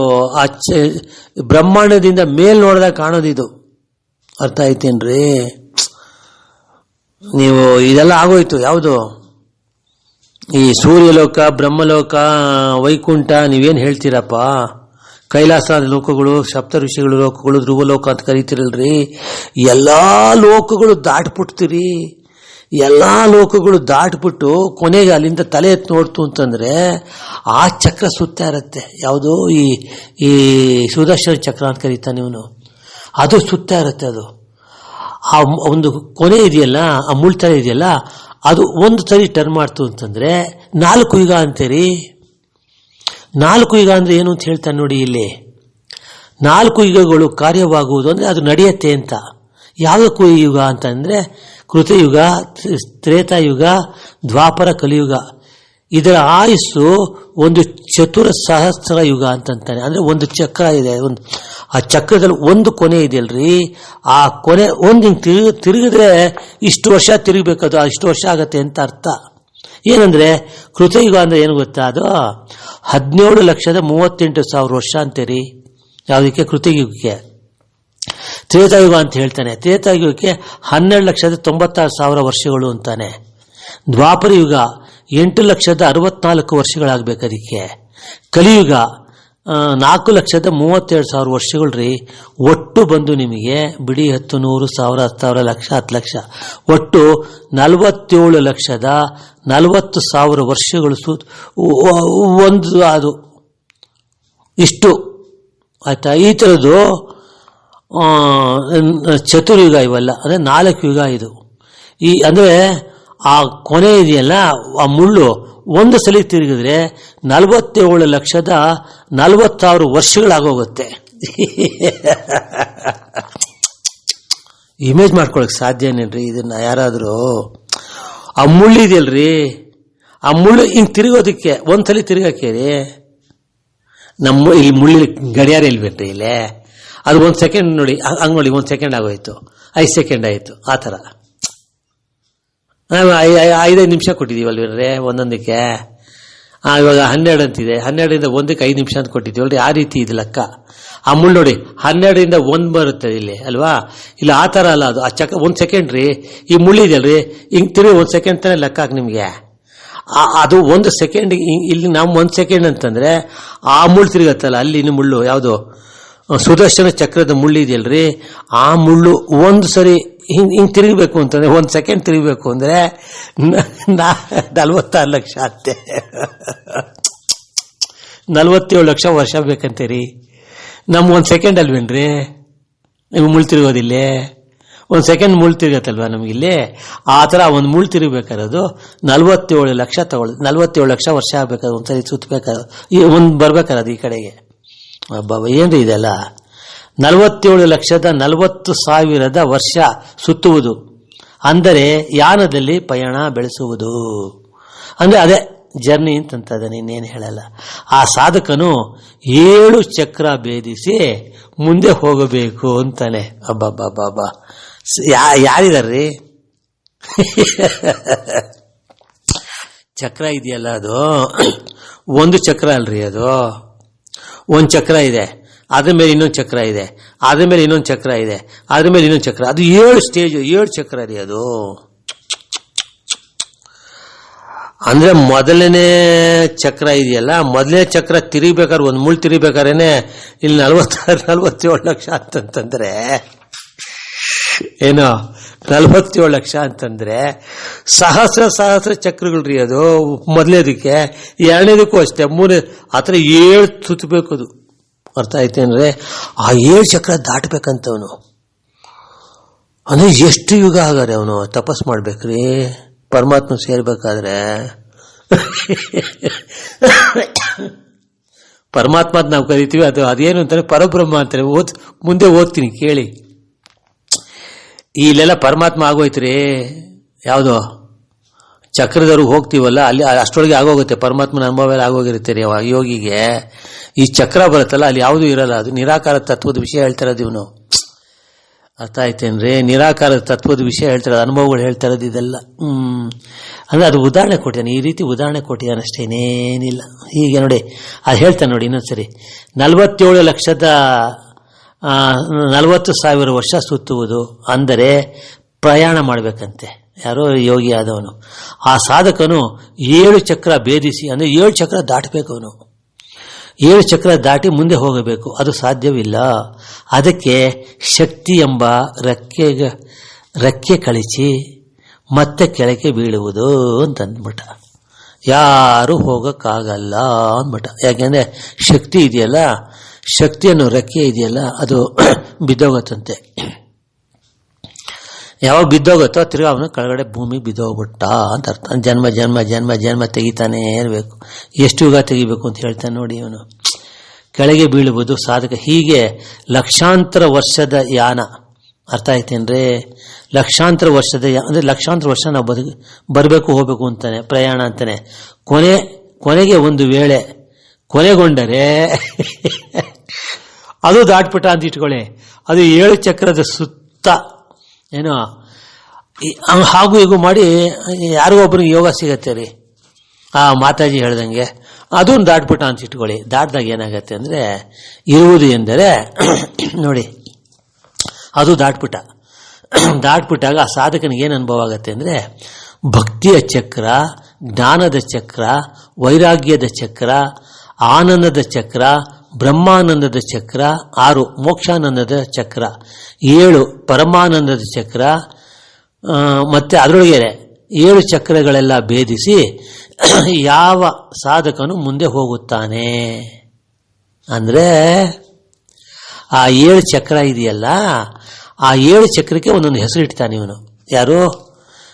ಈ ಬುಕ್ ಬರೆದವನು. ಏನಂತ ಹೇಳ್ತಾನೆ ಅಂತಂದ್ರೆ, ಆ 7 ಚಕ್ರ ಇದೆಯಲ್ಲ, ಆ 7 ಚಕ್ರ ಯಾವ ಚಕ್ರ ಅದು ಅಂತಂತಂದ್ರೆ ಈಗ ಹೇಳ್ತಾ ಇದ್ದಾನೆ. ಏನಂತ ಹೇಳ್ತಾನೆ ಅಂದ್ರೆ, ಮೊದಲನೇ ಚಕ್ರ ಇದೆಯಲ್ಲ ಅದು ಭಕ್ತಿಯ ಚಕ್ರ ಅಂತೆ, 2ನೇ ಚಕ್ರ ಇದೆಯಲ್ಲ ಅದು ಜ್ಞಾನದ ಚಕ್ರ ಅಂತಂತಾನೆ, 3ನೇ ಚಕ್ರ ಇದೆಯಲ್ಲ ಅಂದ್ರೆ ಸುದರ್ಶನ ಚಕ್ರಕ್ಕೆ ಹೇಳ್ತಾ ಇರೋದು ವರ್ಣನೆ ಕೊಡ್ತಾ ಇದ್ದಾನ್ರಿ ಇವನು, ವೈರಾಗ್ಯದ ಚಕ್ರ ಅಂತಂತಾನೆ. 4ನೇದು ಏನ್ ಹೇಳ್ತಾನೆ, ಆನಂದದ ಚಕ್ರ ಅಂತಾನೆ ಅವನು. 5ನೇ ಚಕ್ರ ಇದೆಯಲ್ಲ ಅದು ಮೇಲ್ಗಡೆ ಬ್ರಹ್ಮಾನಂದದ ಚಕ್ರ ಅಂತಾನೆ. 6ನೇದು ಇದೆಯಲ್ಲ ಅದು ಮೋಕ್ಷಾನಂದದ ಚಕ್ರ ಅಂತಂತಾನೆ. ಅದೇ ಹೇಳಿದ್ನಲ್ರಿ, ಸಹಸ್ರ ಅದು ಅಂತ ಚಕ್ರ, ಅದು 7 ಇದೆ ಅಂತ ಹೇಳ್ತಾನೆ ಅವನು. 7ನೇದು ಬಂದು ಪರಮಾನಂದದ ಚಕ್ರ ಅಂತಾನೆ. ಈ 7 ಚಕ್ರಗಳನ್ನೆಲ್ಲ ಭೇದಿಸಿ ಯಾವ ಸಾಧಕನು ಮುಂದೆ ಹೋಗುತ್ತಾನೆ, ಅವನ ಎಲ್ಲ ಕ್ರಿಯಾ ಶರೀರ ಕಳಿಸಿ ಏನೂ ಇಲ್ಲದಂತೆ ಮಹಾಚಕ್ರದಲ್ಲಿ ಲೀನವಾಗುತ್ತಾನೆ ಅಂದ್ಬಿಟ್ಟ. ಅದು 7 ಚಕ್ರ ಇದೆಯಲ್ರಿ, ಅದು ದಾಟಬೇಕು. ಆ ದಾಟದಾಗ ಏನಾಗತ್ತೆ ಅಂದರೆ ಅವನಿಗೆ ಶರೀರ ಇಲ್ಲ, ಅಂದರೆ ಯಾವ ಶರೀರ ಇರಲ್ಲ ಅಲ್ಲಿ ಅವನಿಗೆ, ಅಂದರೆ ಎರೆಯಾಗ್ಬಿಡ್ತಾನೆ ಅಂತ ಅರ್ಥ ಅಷ್ಟೇ, ಇನ್ನೇನಿಲ್ಲ. ಮಹಾಚಕ್ರ ಒಂದಿದೆ ರೀ, ಈ 7 ಚಕ್ರ ದಾಟಿದ ಮೇಲೆ ಮಹಾಚಕ್ರ ಒಂದಿದೆ. ಆ ಮಹಾಚಕ್ರದಲ್ಲಿ ಲೀನ ಆಗ್ತಾನೆ, ಅವನು ಹೊರಟೋಗ್ತಾನೆ ಒಳಗಡೆ ಅಂತ ಅರ್ಥ ಅಷ್ಟೇ. ಅವನ ಜನ್ಮ ಇಲ್ಲ ಅವನಿಗೆ. ನಂತರ ಅವನ ಅಸ್ಥಿರತೆಯ ರಸ ಬಿಂದು ಇದೆಯಲ್ಲ, ಅಂದರೆ ಅವನ ಅಸ್ಥಿರತೆಯ ರಸ ಬಿಂದು ಇಲ್ಲದಂತೆ ಆಗುತ್ತದೆ. ಮತ್ತೆ ಅವನು ಜನ್ಮ ಇರುವುದಿಲ್ಲ, ಅವನಿಗೆ ಜನ್ಮ ಇರೋದಿಲ್ಲ. ಯಾರಿಗೆ? ಈ ಹಂತಗಳೆಲ್ಲ ದಾಟಿ ಮಹಾಚಕ್ರ ಇದೆಯಲ್ರಿ, ಮಹಾಚಕ್ರದಲ್ಲಿ ಅವನು ಲೀನ ಆಗ್ತಾನೋ ಅವನಿಗೆ ಜನ್ಮ ಇಲ್ಲ ಅಂದ್ಬಿಟ್ಟ. ಅವನ ಗುರುತು, ಸಮಾಧಿ, ಚಿತ್ರಪಟ ಏನೂ ಇರುವುದಿಲ್ಲ, ಕಾಲದಲ್ಲಿ ಲೀನವಾಗ್ಬಿಡ್ತಾನೆ ಅಂತ, ಟೈಮಲ್ಲಿ ಲೀನ ಆಗ್ಬಿಡ್ತಾನೆ ರೀ ಅವನು. ಅಂದರೆ ವಿಧಿ ಕಾಲ ಮೃತ್ಯು ಅಂದ್ಬಿಟ್ಟ. ವಿಧಿ ಕಾಲ ಮೃತ್ಯು ಇದೆಯಲ್ರಿ, ಅದ್ರೊಳಗೆ ಸೇರ್ಕೊಂಡ್ಬಿಟ್ಟ ಅಂತ ಅರ್ಥ ಅಷ್ಟೇ, ಅವನೇ ಆಗ್ಬಿಡ್ತಾನೆ ಅದು ಅಂತ. ಇವಾಗ ಖಜಾನೆ ಇದೆ, ನೀವು ಖಜಾನೆ ತೆಗೆದ್ಬಿಟ್ಟು ದುಡ್ಡು ತಗೊಬೇಕು, ಬೀರು ಇಲ್ಲಲ್ವೇನ್ರಿ, ನೀವೇ ದುಡ್ಡು ಆಗ್ಬಿಟ್ರೆ ಖಜಾನೆ ಅವಶ್ಯಕತೆ ಇದೆಯಲ್ರಿ, ಆ ರೀತಿ ಅರ್ಥ ನೋಡಿ. ಅದನ್ನ ಹೇಳ್ತಾನೆ. ಏನು ಅದು ವಿಧಿ ಕಾಲ ಮೃತ್ಯು ಅಂದ್ರೆ ಏನು ಅಂದ್ರೆ ಹೇಳ್ತಾನೆ ಅವನು, ಮೃತ್ಯುವನ್ನು ಕಾಲ ನುಂಗುತ್ತದೆ. ತುಂಬಾ ಇಂಪಾರ್ಟೆಂಟ್ ಇದು, ದಯವಿಟ್ಟು ಇಂಟ್ರೆಸ್ಟ್ ಇಟ್ಟು ಕೇಳಿಪ್ಪ ನೀವು, ದಯವಿಟ್ಟು ಎಲ್ಲರೂ. ಮೃತ್ಯುವನ್ನು ಕಾಲ ನುಂಗುತ್ತದೆ, ಕಾಲವನ್ನು ವಿಧಿಯು ನುಂಗುತ್ತದೆ, ವಿಧಿಯನ್ನು ಜ್ಞಾನ ನುಂಗುತ್ತದೆ, ಜ್ಞಾನವನ್ನು ಆತ್ಮ ನುಂಗುತ್ತದೆ, ಆತ್ಮವನ್ನು ಪರಮಾತ್ಮ ನುಂಗುತ್ತಾನೆ, ಪರಮಾತ್ಮನನ್ನು ಪರಬ್ರಹ್ಮ ನುಂಗುತ್ತಾನೆ ಅಂತಂತಾರೆ. ಅದು 7 ಸ್ಟೇಜ್ ಅಲ್ವೇನ್ರಿ ಅದು. ಈ 7 ಸ್ಟೇಜ್ ಅನುಭವ ಹೇಳ್ತಾ ಇದ್ದಾನ್ರಿ ಇವನು. ಮೃತ್ಯುವನ್ನು ಕಾಲ ನುಂಗುತ್ತದೆ, ಕಾಲವನ್ನು ವಿಧಿಯು ನುಂಗುತ್ತದೆ, ವಿಧಿಯನ್ನು ಜ್ಞಾನ ನುಂಗುತ್ತದೆ, ಜ್ಞಾನವನ್ನು ಆತ್ಮ ನುಂಗುತ್ತದೆ, ಆತ್ಮವನ್ನು ಪರಮಾತ್ಮ ನುಂಗುತ್ತದೆ, ಪರಮಾತ್ಮನನ್ನು ಪರಬ್ರಹ್ಮ ನುಂಗುತ್ತಾನೆ ಅಂದ್ಬಿಟ್ಟ. ಪರಮಾತ್ಮ ಇದ್ದಾನಲ್ರಿ, ಪರಮಾತ್ಮ ಪರಬ್ರಹ್ಮ ನುಂಗ್ಬಿಡ್ತಾನೆ ಅಂತ ಹೇಳ್ತಾ ಇದ್ದಾನೆ. ಪರಬ್ರಹ್ಮನನ್ನು ದೇವಿ ತಾಯಿ ಅಂದರೆ ಶಕ್ತಿ ನುಂಗುತ್ತದೆ. ನೋಡಿ, ಇಲ್ಲಿ ತಾಯಿ ದೊಡ್ಡವಳಾಗ್ಬಿಡ್ತಾಳ್ರಿ, ಇಷ್ಟು ಸ್ವಾಹ ಮಾಡ್ಬಿಡ್ತಾಳ್ರಿ ನಮ್ಮಮ್ಮ ದೇವಿ. ನೋಡಿ, ಪರಬ್ರಹ್ಮನನ್ನು ತಾಯಿ ದೇವಿ ಬ್ರಾಕೆಟ್ ದೇವಿ ಅಂದರೆ ಶಕ್ತಿ ನುಂಗುತ್ತದೆ ಅಂದ್ಬಿಟ್ಟ. ಜ್ಞಾನವನ್ನು ಅಂದರೆ ಮಹಾಜ್ಞಾನ ಇದೆಯಲ್ಲ, ಅದು ಜ್ಞಾನ ಅಂದರೆ ಮಹಾಜ್ಞಾನ, ಅದು ಶಕ್ತಿ ನುಂಗುತ್ತದೆ. ಅಂದರೆ ರಸಾಯನ ಧ್ಯಾನ ಸಾವಧಾನ ಈ ಗ್ರಂಥದ ಅನುಭವ ರಸವೇ ಪ್ರಧಾನವಾಗಿ ನಿಲ್ಲುತ್ತದೆ. ಶಕ್ತಿ ಅಂದರೆ ಬ್ರಾಕೆಟಲ್ ಸ್ತ್ರೀ, ಬ್ರಾಕೆಟಲ್ ತಾಯಿ, ಮಾತೃ ದೇವೋಭವ, ಮೊದಲಿನ ದೇವರು ತಾಯಿ, ಇದರ ಸಾಧನೆಗೆ ಕೊನೆ ಇಲ್ಲ ಅಂದ್ಬಿಟ್ಟ. ಅಂದರೆ ತಾಯಿನ ವರ್ಣಿಸ್ಬಿಟ್ಟಾರಿ ಇವನು, ಈ ರೈಟ್ರು. ತಾಯಿ ಮುಂದೆ ಯಾವುದು ಇಲ್ಲ ಅಂದ್ಬಿಟ್ಟ. ಅಂದರೆ ನಮ್ಮ ಇಡೀ ಬ್ರಹ್ಮಾಂಡದಲ್ಲಿ ಸ್ತ್ರೀ ಇದಾರಲ್ರಿ, ಸ್ತ್ರೀ ಯಾರಿದಾರೋ ಅವರೆಲ್ಲ ತಾಯಿ ಅಂದರು. ಅದನ್ನೇ ರಾಮಕೃಷ್ಣ ಪರಮಹಂಸ ಹೇಳಿದ್ದು. ಎಲ್ಲ ದೇವಿ ಸ್ವರೂಪ ಕಾಣ್ತಾರೆ, ನನಗೆ ತಾಯಿ ಸ್ವರೂಪ ಕಾಣ್ತಾರೆ ಎಲ್ಲರೂ.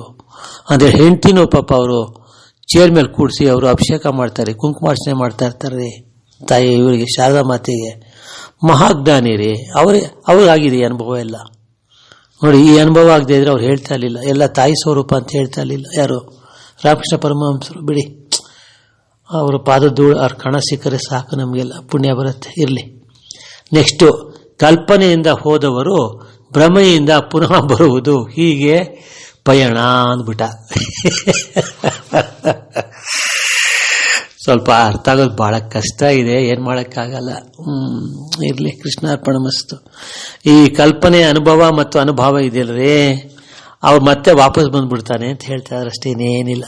ಕಲ್ಪನೆಯಿಂದ ಹೋದವರು ಭ್ರಮೆಯಿಂದ ಪುನಃ ಬರುವುದು, ಹೀಗೆ ಪಯಣ ಜನ್ಮ ಜನ್ಮ ಯುಗ ಯುಗ ನಡೆಯುತ್ತಾ ಇರುತ್ತದೆ, ಕೊನೆಗೆ ಸಿಕ್ಕವನು ಅದೃಷ್ಟವಂತ ಅಂತ. ಅಂದರೆ ಇದು ಅಂದರೆ ಅದೇ ಅಂತಾರಲ್ಲ, ಮರಳಿ ಪ್ರಯತ್ನಿಸು ಅಂತ ಹೇಳ್ತೀವಲ್ರಿ, ಆ ರೀತಿ ಆ ಸಾಧಕ ಏನು ಮಾಡ್ತಾನೆ, ಸಾಧನೆ ಮಾಡ್ತಾನೆ ಇರಬೇಕು, ಜನ್ಮ ಪಡಿಬೇಕು, ಸಾಧನೆ ಮಾಡಬೇಕು, ಜನ್ಮ ಪಡಿಬೇಕು. ಈ ಥರ ಆಗ್ತಾ ಆಗ್ತಾ ಆಗ್ತಾ ಆಗ್ತಾ ಆಗ್ತಾ ಆಗ್ತಾ ಏನಾಗತ್ತೆ ಅಂತಂದರೆ, ಯಾವನು ಅದೃಷ್ಟವಂತ ಇರ್ತಾನಲ್ಲ ಅವನು, ಇದಕ್ಕೆ ಅವನ ಅನುಗ್ರಹ, ಭಗವಂತನ ಕರುಣೆ ಇದ್ದರೆ ಮಾತ್ರ ಸಾಧ್ಯ. ಆ ತಾಯಿಯ ಅನುಗ್ರಹವಿದ್ದರೆ ಕ್ಷಣ ಮಾತ್ರದಲ್ಲಿ ಎಲ್ಲವೂ ಸಿದ್ಧಿಸುತ್ತದೆ, ಇಲ್ಲದಿದ್ದರೆ ಇಲ್ಲ. ಇಲ್ಲಿ ನಂಬಿಕೆ ಅಪನಂಬಿಕೆಯ ಯುದ್ಧ ಅಂದ್ಬಿಟ್ಟ. ಆದ್ರೂ ಬಿಟ್ಟಿಲ್ಲ, ಮುಂದೆ ನೋಡಿ, ನಂಬಿಕೆ ಅಪನಂಬಿಕೆ ಯುದ್ಧ ಆಗತ್ತಂತೆ. ಅದು ಎರಡು ಯುದ್ಧ ಮಾಡುತ್ತೆ. ನಂಬೇಕಾ ಬೇಡವಾ. ಇವಾಗ ನಾನು ಬರ್ದಿರೋದೆಲ್ಲ ನಂಬೇಕಾ ಬೇಡವಾ ಅನ್ನೋ ಯುದ್ಧ ಆಗತ್ತೆ ರೀ. ನಾನು ಸುಳ್ಳು ಬರ್ದಿರ್ಬೋದು ಅಲ್ವೇನ್ರೇ, ಸುಳ್ಳು ಬರ್ದಿರ್ಬೋದು. ನಿಮ್ಗೆ ನಂಬಿ ನಾನು ಯಾಕೆ ಹೇಳಲಿ, ನಿಮ್ಮ ಇಷ್ಟ ಅದು. ಸುಳ್ಳು ಅಂದರೆ ಸುಳ್ಳು, ನಮ್ಗೇನ್ರಿ ಆಗಬೇಕು ಅಲ್ವೇನ್ರೇ, ನಮ್ಗೇನಾಗಬೇಕ್ರಿ, ಎಲ್ಲ ಬಿಟ್ಟವರು ಎಲ್ಲ ಕೃಷ್ಣ ಅನ್ನೋನಿಗೆ.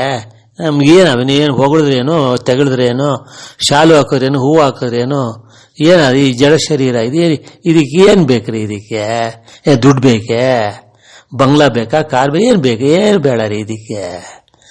ಯಾಕೆ ಇವೆಲ್ಲ ನೋಡಿದ್ಮೇಲೆ ನೋಡಿ ಅದೇ ನಗೋದು, ಹುಚ್ಚನಗೆ ರೀ ಇವೆಲ್ಲ. ಯಾತಕ್ಕೆ ಹುಚ್ಚನಗೆ ಅಂತಂತಂದ್ರೆ, ನಾವು ಹುಚ್ಚರಲ್ವೇನ್ರಿ. ಈ ಥರ ಎಲ್ಲ ಬರಿಬೇಕಾದ್ರೆ ಹುಚ್ಚರಲ್ದ್ರೆ ಇನ್ನೇನು ನಟಿಗಿರೋ ಬರೀಕ್ಕೆ ಸಾಧ್ಯ ಅಲ್ಲ. ಇವೆಲ್ಲ ಎಲ್ಲ ಹುಚ್ಚರು ಲ್ಯಾಂಗ್ವೇಜು, ಹುಚ್ಚರು ಸಾಹಿತ್ಯ, ಇವೆಲ್ಲ ಇವು ಯಾರಿಗೆ ಅರ್ಥವಾಗತ್ತೆ ಹಾಗಾದ್ರೆ? ಇದು ಹುಚ್ಚರಿಗೆ ಅರ್ಥವಾಗಬೇಕು, ಬೇರೆಯವ್ರಿಗೆ ಅರ್ಥವಾಗಲ್ಲ. ಹುಚ್ಚರು ಅಂದ್ರೆ ಯಾರು? ಸಾಧನೆ ಮಾಡೋರು ಅಂತ ಅರ್ಥ ಅಷ್ಟೇ, ಇನ್ನೇನಿಲ್ಲ. ಪಾಪ ಅವರು ನಾವು ಒಂಥರ ಹುಚ್ಚರೇ, ಆ ಹುಚ್ಚರಿಗೆ ಗೈಡ್ ಮಾಡೋದು ಡಾಕ್ಟರ್ ಥರ. ನಾನೇನು ಸಾಧಕ ಅಲ್ಲ ಬಿಡಿ, ಅದು ಬೇರೆ ವಿಷಯ. ನಾನು ಯಾವ ಸಾಧನೆನೂ ಮಾಡಿಲ್ಲ, ಯಾವ ಸಾಧಕನೂ ಅಲ್ಲ, ನಮ್ಗೆ ಯಾವ ಅನುಭವನೂ ಆಗಿಲ್ಲ. ಏನೋ ಅವನೇನೋ ಹೇಳ್ದ ಬಸ್ದ ಬರಿತಾ ಇದ್ದೀನಿ ಅಷ್ಟೇ, ನನಗೇನು ಗೊತ್ತಿಲ್ಲ ಈ ವಿಷಯ ಅಲ್ಲ. ಇರಲಿ, ಮುಂದೆ ಏನು ಹೇಳ್ತಾನೆ ಕೃಷ್ಣ ನೋಡ್ಬೋಣ ಇರಿ. ನೆಕ್ಸ್ಟ್ ಏನು ಹೇಳ್ತೆ ಗೊತ್ತಾ? ನಂಬಿಕೆ ಅಪನಂಬಿಕೆಯ ಯುದ್ಧ ಅಂದ್ಬಿಟ್ಟ. ಯಾರಿಗೆ? ಈ ಸಾಧಕನಿಗೆ ಆ ಥರ ಯುದ್ಧ ಆಗತ್ತಂತೆ. ಏನಾಗತ್ತೆ ನೋಡಿ, ಎಷ್ಟು ಚೆನ್ನಾಗಿದೆ ಮುಂದೆ. ಅದಕ್ಕೆ ಎಲ್ಲರೂ ಹೊಗಳ್ತಾರೆ ಈ ಪುಸ್ತಕನ. ಈ ಥರ ಹುಚ್ಚುಚ್ಚಾಗಿ ಯಾರಾದ್ರು ಬರೆಯೋಕ್ಕೆ ಸಾಧ್ಯ ಏನೇನ್ರಿ ಪುಸ್ತಕಗಳೆಲ್ಲ? ನೀವು ಯಾವೇ ಗ್ರಂಥಗಳು ತಗೊಳ್ಳಿಪ್ಪ, ಈ ಕುಂಡಲಿನಿ ಇದು ಅದು ಇದು ಆತ್ಮಜಿ ಎಲ್ಲ ತುಂಬ ಜನ ಬರೀತಾರೆ ಅಲ್ವೇನ್ರಿ. ಯಾವ ಪುಸ್ತಕ ಆದ್ರೂ ತಗೊಳ್ಳಿ ನೀವು, ಈ ಥರ ವಿಚಿತ್ರ ಪುಸ್ತಕ ಎಲ್ಲೂ ಇಲ್ಲ ನಿಮಗೆ. ಅರ್ಥ ಆಯ್ತೇನ್ರಿ? ಎಲ್ಲರೂ ಹೇಳಿರೋದು, ನನಗೆ ಗೊತ್ತಿಲ್ಲ. ದೊಡ್ಡವ್ರು ಹೇಳಿರೋದಪ್ಪ, ನಮಗೆ ಗೊತ್ತಿಲ್ಲ. ಇರಲಿ, ಇಲ್ಲೇನು ಹೇಳ್ತಾನೆ ನೋಡಿ ನೆಕ್ಸ್ಟು. ಸತ್ಯ ಅಂತಾನೆ, ಮಿಥ್ಯೆಯ ಯುದ್ಧ. ನಂಬಿಕೆ ಅಪನಂಬಿಕೆಯ ಯುದ್ಧ ಅಂದಲ್ರಿ. ಅದಕ್ಕೆ ಅರ್ಥ ಆಗೋದು ಬಹಳ ಕಷ್ಟ ಅಂದ್ಬಿಟ್ರು ತಾಯಿ. ಮಾತಾಡಿ ಹೇಳಿದ್ರು ಅದನ್ನೇ, ಅವ್ರು ಹೇಳಿದ್ರು ಅದನ್ನೇ, ಮತ್ತು ಇವ್ರು ಹೇಳಿದ್ರು ಅದೇ. ಯಾರೋ ನಮ್ಮ ಮೇಲ್ಕೋಟೆ ತಾತಾಚಾರ್ಯರು. ಅಯ್ಯೋ ಕೃಷ್ಣ ಅರ್ಪಣ ಮಸ್ತು. ಇರಲಿ, ಸತ್ಯ ಮಿಥ್ಯ ಯುದ್ಧ ಅಂತಾನೆ. ಅಂದರೆ ಅರ್ಥ ಆಯ್ತೇನ್ರಿ? ಸತ್ಯ ಮಿಥ್ಯ ಯುದ್ಧ ಅಂದರೆ ಸುಳ್ಳು ಮತ್ತು ಸತ್ಯ ನಿಜದ ಯುದ್ಧ ಅಂತ. ನೆಕ್ಸ್ಟ್ ಬೆಳಕು ಕತ್ತಲೆಯ ಯುದ್ಧ. ನೆಕ್ಸ್ಟು ಆತ್ಮ ಜೀವಾತ್ಮಗಳ ಯುದ್ಧ. ಅದಾದಮೇಲೆ ಸ್ತ್ರೀ ಪುರುಷರ ಯುದ್ಧ. ಆಮೇಲೆ ಅರಿಷಡ್ ವರ್ಗದ ಯುದ್ಧ. ನೋಡಿ, ಬರೀ ಎಲ್ಲ ಯುದ್ಧ ಅಂತಾನೆ, ಅದೇ ಘರ್ಷಣೆ ಅಂತ. ನೆಕ್ಸ್ಟು ತ್ರಿಗುಣಗಳ ಯುದ್ಧ, ಪಂಚಭೂತಗಳ ಯುದ್ಧ. ತ್ರಿಗುಣಗಳು ಅಂದರೆ ಗೊತ್ತಲ್ಲ ನಿಮಗೆ, ಸತ್ವಗುಣ, ರಜಗುಣ, ತಮಗುಣಗಳು, ಅದು ಯುದ್ಧ ಮಾಡುತ್ತೆ. ನೆಕ್ಸ್ಟ್ ಪಂಚಭೂತಗಳ ಯುದ್ಧ, ಅದೇ ಗೊತ್ತಲ್ಲ ನಿಮಗೆ ಪಂಚಭೂತ ಅಂದರೆ.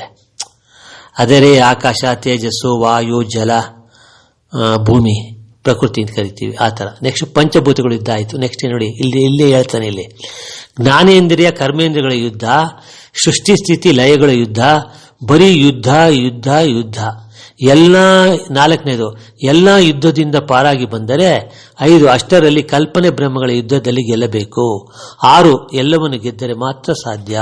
ಈ ಸ್ಟೇಜ್ಗೆ ಹೋಗ್ಬೇಕಾದ್ರೆ ಈ 6 ಅವಸ್ಥೆಯಿಂದ ಅವನು ದಾಟಬೇಕು ಅಂತ ಅರ್ಥ ಅಷ್ಟೇ. ಇನ್ನೇನು ಯುದ್ಧ ಅಂದರೆ ಅಲ್ಲ, ಹೇಳಿದ್ನಲ್ಲ ಅದು ಅಷ್ಟೇ ಅಲ್ಲ, ಸಿದ್ಧಿಗಳಿಂದ ಪಾರಾಗಬೇಕು ಅಂದ್ಬಿಟ್ಟ. ಇದೇನಾಗತ್ತೆ ಅಂದರೆ, ಸಾಧಕರಿಗೆ ಏನಾಗತ್ತೆ ಅಂದರೆ, ಒಂದೊಂದು ಹಂತ ಬಂದಾಗೆಲ್ಲ ಸಿದ್ಧಿ ಪ್ರಾಪ್ತಿ ಆಗ್ಬಿಡುತ್ತೆ ರೀ. ಯಾವ ಸಿದ್ಧಿಗಳು ಅಂತಂದ್ರೆ ಅವನು ಹೇಳ್ತಾನೆ ನೋಡಿ. ಅಷ್ಟೇ ಅಲ್ಲ, ಸಿದ್ಧಿಗಳಿಂದ ಪಾರಾಗಬೇಕು, ಆಸೆಯಿಂದ ದೂರ ಓಡಬೇಕ್ರಿ, ಅನುಭವದ ಬಲೆಯಿಂದ ಬಿಡಿಸಿಕೊಳ್ಳಬೇಕು, 14 ಲೋಕದಿಂದ ಹೊರಬರಬೇಕು. ಅಂದರೆ ಭೂಮಂಡಲದ 7 ಲೋಕಗಳು, ಅತಳ ವಿತಳ ಸುತಳ ರಸಾತಳ ತಳಾತಳ ಮಹಾತಳ ಪಾತಾಳ, ಮತ್ತೆ ಮೇಲಿನ ಲೋಕ 7 ಲೋಕಗಳು ಯಾವುದು? ಭುವರ್ಲೋಕ, ಸುವರ್ಲೋಕ, ಮಹರ್ಲೋಕ, ಜನರಲೋಕ, ಆಮೇಲೆ ತಪೋಲೋಕ, ಸತ್ಯಲೋಕ ಅಂತ ಹೇಳ್ತಾನೆ, ಬ್ರಹ್ಮಲೋಕ. ಇವೆಲ್ಲ ದಾಟಬೇಕ್ರಿ ಅವನು. ರಸಾಯನ ಧ್ಯಾನ ಸಾವಧಾನ ಭಾಗ್ಯವು ಇಲ್ಲದಿದ್ದರೆ ಇಲ್ಲ. ಒಮ್ಮೆ ಚಿಂತಿಸಿದರೆ ಜ್ಞಾನ ಹೋದರೆ ಮತ್ತೆ ಬರುವುದೇ ಇಲ್ಲ. ಏಕೆ ಸುಮ್ಮನಾದಿರಾ? ಇಷ್ಟೇ ಎಂದು ತಿಳಿಯಬೇಡಿ, ಇನ್ನು ಮುಂದುವರಿಯುವುದು.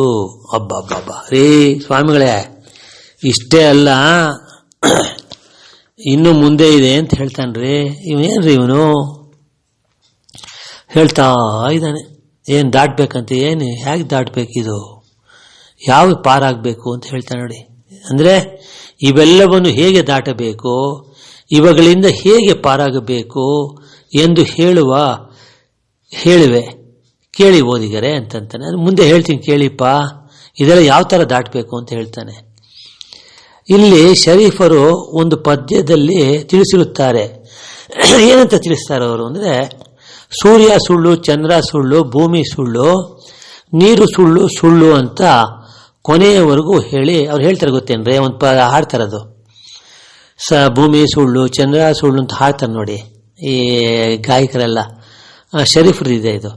ಅವ್ರು ಹೇಳ್ತಾರೆ ಎಲ್ಲ ಸುಳ್ಳು ಅಂತ ಹೇಳ್ಬಿಟ್ಟು ಕೊನೆಗೆ ಏನು ಹೇಳ್ತಾರೆ ಅಂದರೆ, ಹೇಳುವುದು ಸುಳ್ಳು ಎಂದು ಹೇಳುವರು. ಕೊನೆಗೆ ನಾನು ಹೇಳ್ತೇನೆ ಅದು ಸುಳ್ಳು ಅಂದ್ಬಿಡ್ತಾರೆ. ಆ ರೀತಿ ಅಂತ ಹೇಳ್ತಾನೆ ಇವನು. ಇವೆಲ್ಲವನ್ನು ಕಲ್ಪನೆ ಭ್ರಮೆ, ಇನ್ನೇನು ಇದೆ, ಎಲ್ಲ ಸುಳ್ಳು ಅಂದ್ಬಿಟ್ರು. ಅವ್ರು ಹೇಳ್ತಾರಲ್ಲ, ಇದು ಕಲ್ಪನೆ ಭ್ರಮೆಯಿಂದ ನಡೆಯುವ ವಿಧಾನವೆಂದು ಅರ್ಥ. ವೇದ, ಉಪನಿಷತ್, ಪುರಾಣ ಇವೆಲ್ಲವೂ ಕಲ್ಪನೆ ಭ್ರಮೆ. ಇನ್ನೇನೋ ಇದೆ, ಅದು ಏನು ಎಂದು ಚಿಂತಿಸುತ್ತಾ ಹುಡುಕುತ್ತಾ ಮತ್ತೆ ಪಯಣ. ಕಲ್ಪನೆ ಭ್ರಮೆಯಲ್ಲಿ ಇದರಿಂದ ಹೊರಬರಬೇಕು. ಎಲ್ಲವೂ ಇರುವುದು ಅದು ಕಲ್ಪನೆ ಭ್ರಮೆಯ ಚೌಕದಲ್ಲಿ. ಆ ಚೌಕದ ಆಚೆ ಏನೋ ಇರುವುದು, ಅದು ಏನು ನೋಡಿ. ಈ ಗ್ರಂಥದ ಮೇಲೆ ಶಕ್ತಿಗೆ ಬಂದು ನಿಂತಿತು. ನಂತರ ಅಂದರೆ ಮುಖಪುಟ ಹೇಳ್ತಾ ಇದ್ದಾನೆ, ನಂತರ ಪರಾಶಕ್ತಿ ಏನ್ರಿ, ಪರಮಶಕ್ತಿ, ನಂತರ ಅದ್ಭುತ ಶಕ್ತಿ, ನಂತರ ಪರಮಾತ್ಮನ ಪರಾದ್ಭುತ ಶಕ್ತಿ, ನಂತರ ಅಪರಿತ ಶಕ್ತಿ. ಹೀಗೆ ಬರೆಯಲು ಹೋದರೆ ಇನ್ನು ಸಾಗುತ್ತಾ ಇರುತ್ತದೆ. ಅಂದರೆ ಇಲ್ಲಿ ನಿಲ್ಲಿಸ್ಬಿಡ್ತೀನಿ ಅಂತಂತಾನವನು. ಮುಂದೆ ಇನ್ನು ಬರೀಬೋದು, ಬರೆಯಲ್ಲ, ಯಾಕೆ ಬರೆದ್ರೆ ಅರ್ಥವಾಗಲ್ಲ ಅಂದ್ಬಿಟ್ಟ ಇವನು.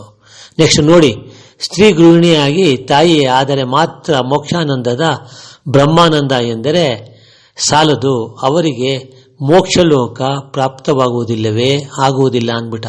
ಯಾಕೆ ಅಂದರೆ ಸ್ಥೂಲ ಶರೀರಕ್ಕೆ ಅಂದರೆ ಲೌಕಿಕ ದೇಹಕ್ಕೆ ಬೇಕಾದ ಎಲ್ಲವನ್ನು ಪಡೆದು ಅದರಲ್ಲಿ ಬ್ರಹ್ಮಾನಂದ ಮೋಕ್ಷಾನಂದ ಅನುಭವಿಸುತ್ತಾರೆ ಹೊರತು ಆತ್ಮಜ್ಞಾನವಿಲ್ಲದೆ ಅವರಿಗೆ ಆ ಯೋಗ ಸಿಕ್ಕುವುದಿಲ್ಲ. ಏಕೆಂದರೆ ಆತ್ಮಶಕ್ತಿ ಇದ್ದರೆ ಸಾಲದು, ಆತ್ಮಜ್ಞಾನದ ಬೆಳಕಿನ ದಾರಿ ಕಾಣಬೇಕಾಗುವುದು. ಸ್ಥೂಲ ಶರೀರದ ಸಾಧನೆ ಬೇಡ, ಆದರೆ ಸೂಕ್ಷ್ಮ ಶರೀರದ ಸಾಧನೆ ಬೇಕಾಗುವುದು.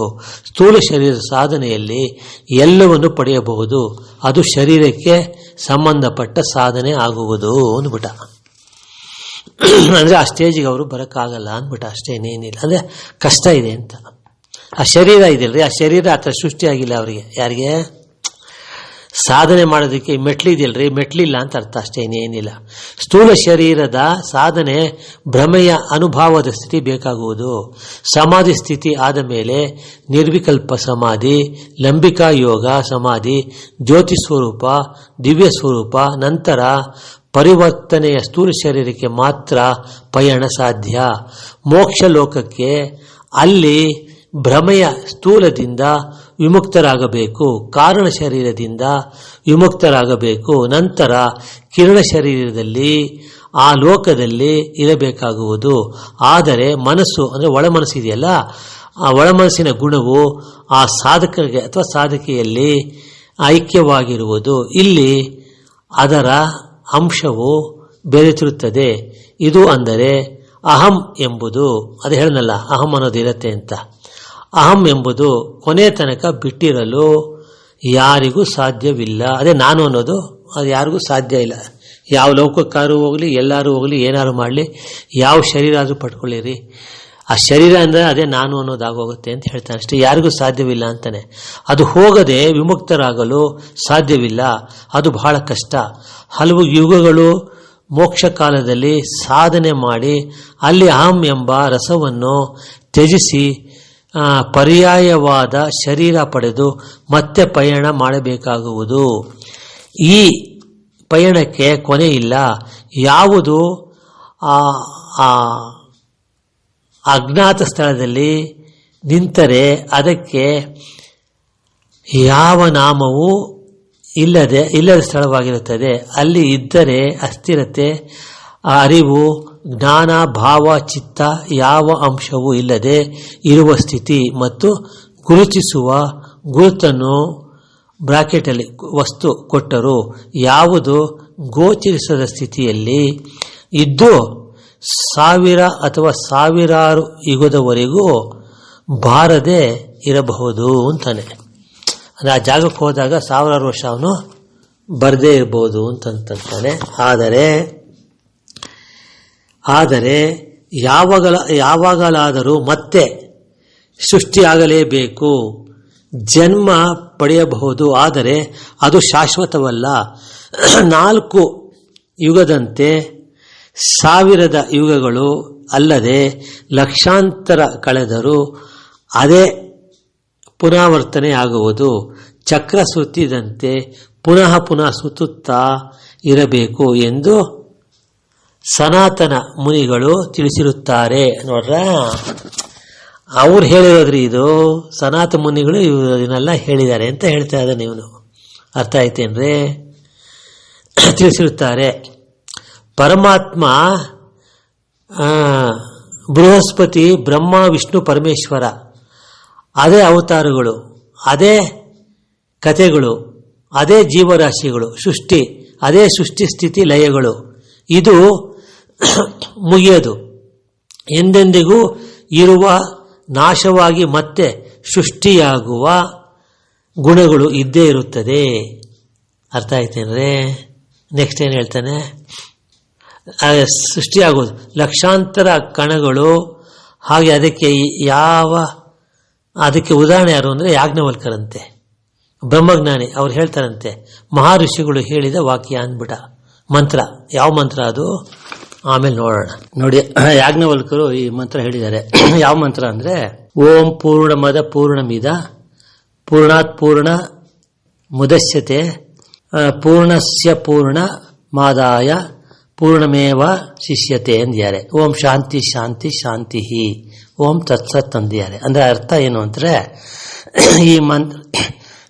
ಈ ಮಂತ್ರದ ಅರ್ಥ ಬೇರೆ, ಆದರೆ ಪ್ರಾಣದಿಂದ ಪೂರ್ಣವಾಗಿ ಹೊರಬಂದರೂ ಮತ್ತೆ ಪೂರ್ಣವಾಗಿ ಉಳಿಯುವುದು.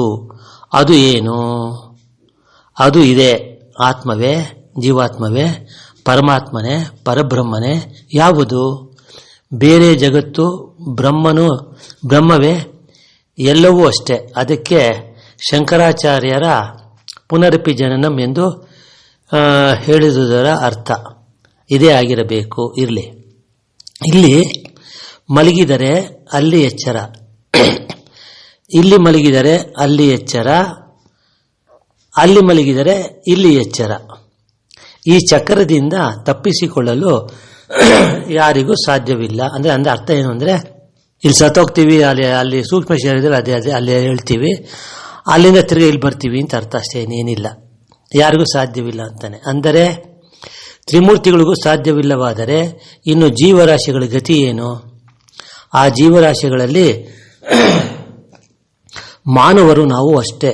ಯಾವ ಸಾಧಕನಾಗಲಿ, ಋಷಿಗಳಾಗಲಿ, ಬ್ರಹ್ಮ ಋಷಿಗಳಾಗಲಿ, ಬ್ರಹ್ಮಜ್ಞಾನಿಗಳಾಗಲಿ, ಯಾವ ಆಧ್ಯಾತ್ಮಿಕ ಜ್ಞಾನಿಯಾಗಲಿ, ಭಕ್ತರಾಗಲಿ, ಎಲ್ಲರಿಗೂ ಇದು ಅನ್ವಯಿಸುತ್ತದೆ. ಅಂದರೆ ಎಲ್ಲರಿಗೂ ಇದು ಅನ್ವಯಿಸುತ್ತದೆ. ನೀವು ಹಲವು ಪುರಾಣ ಓದಿ, ಅದರಲ್ಲಿ ಸಪ್ತ ಋಷಿಗಳ ಲೋಕ, ಬ್ರಹ್ಮಲೋಕ, ಕೈಲಾಸ, ವೈಕುಂಠ, ದೇವಲೋಕ, ಯಮಲೋಕ, ಹೀಗೆ ಸಾವಿರಾರು ಲೋಕಗಳು. ಅದರಲ್ಲಿ ಪಿತೃಲೋಕ ಅಷ್ಟೇ, ವಸುಗಳ ಲೋಕ, ರುದ್ರಲೋಕ, ಸೂರ್ಯಲೋಕ, ಚಂದ್ರಲೋಕ, ಹೀಗೆ ಪಟ್ಟಿ ಮಾಡುತ್ತಾ ಸಾಗಿದರೆ 36 ಪುರಾಣಗಳು ಸಾಕಾಗುವುದಿಲ್ಲ. ಅಂದರೆ ಆಯಾ ಲೋಕದಲ್ಲಿ ಸಾಧಕರು, ಋಷಿಗಳು, ಭಕ್ತರು ವಾಸ. ಮತ್ತೆ ಭೂಲೋಕದಲ್ಲಿ ಜನ್ಮ, ಮತ್ತೆ ಅಲ್ಲಿಗೆ ಪಯಣ. ಅಂದರೆ ಅಲ್ಲಿ ಮಲಗಿದರೆ ಇಲ್ಲಿ ಎಚ್ಚರ, ಇಲ್ಲಿ ಮಲಗಿದರೆ ಅಲ್ಲಿ ಎಚ್ಚರ ಅಷ್ಟೇ. ಅದು ಹೇಗೆ ಅಂತ ಹೇಳ್ತಾನೆ ಇವನು. ಸ್ವಪ್ನದ ಪ್ರಪಂಚ, ಸ್ವಪ್ನದ ಸೃಷ್ಟಿ, ಸ್ವಪ್ನದ ಸ್ಥಿತಿ, ಸ್ವಪ್ನದ ಲಯ. ಸ್ವಪ್ನದ ಪ್ರಪಂಚ, ಸ್ವಪ್ನದ ಸೃಷ್ಟಿ, ಸ್ವಪ್ನದ ಸ್ಥಿತಿ, ಸ್ವಪ್ನದ ಲಯ ಅಂತಾನೆ. ಈ ಚಕ್ರಗಳಲ್ಲಿ ಸುತ್ತುತ್ತದೆ.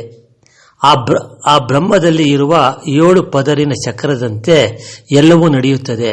ವೇದಗಳಲ್ಲಿ, ಉಪನಿಷತ್ತುಗಳಲ್ಲಿ, ಪುರಾಣಗಳಲ್ಲಿ ಆತ್ಮಕ್ಕೆ ನಾಶವಿಲ್ಲ ಎಂದು ತಿಳಿಸಿರುವರು. 4 ಯುಗದ ಅಂತ್ಯದಲ್ಲಿ ಎಲ್ಲವೂ ನಾಶವಾದಂತೆ ಆದರೂ ಅದು ನಾಶವಾಗುವುದಿಲ್ಲ. ಅದು ಆತ್ಮ, ಜೀವಾತ್ಮ, ಪರಮಾತ್ಮ. ಅದಕ್ಕೆ ಶಂಕರಾಚಾರ್ಯರು ಪ್ರಪಂಚ ಮಿಥ್ಯ, ಬ್ರಹ್ಮ ಸತ್ಯ ಎಂದರು. ಯಾವಾಗ ಅವರು ಜೀವಂತವಿದ್ದಾಗ ಶರೀರ ತ್ಯಜಿಸಿ ಸಮಾಧಿ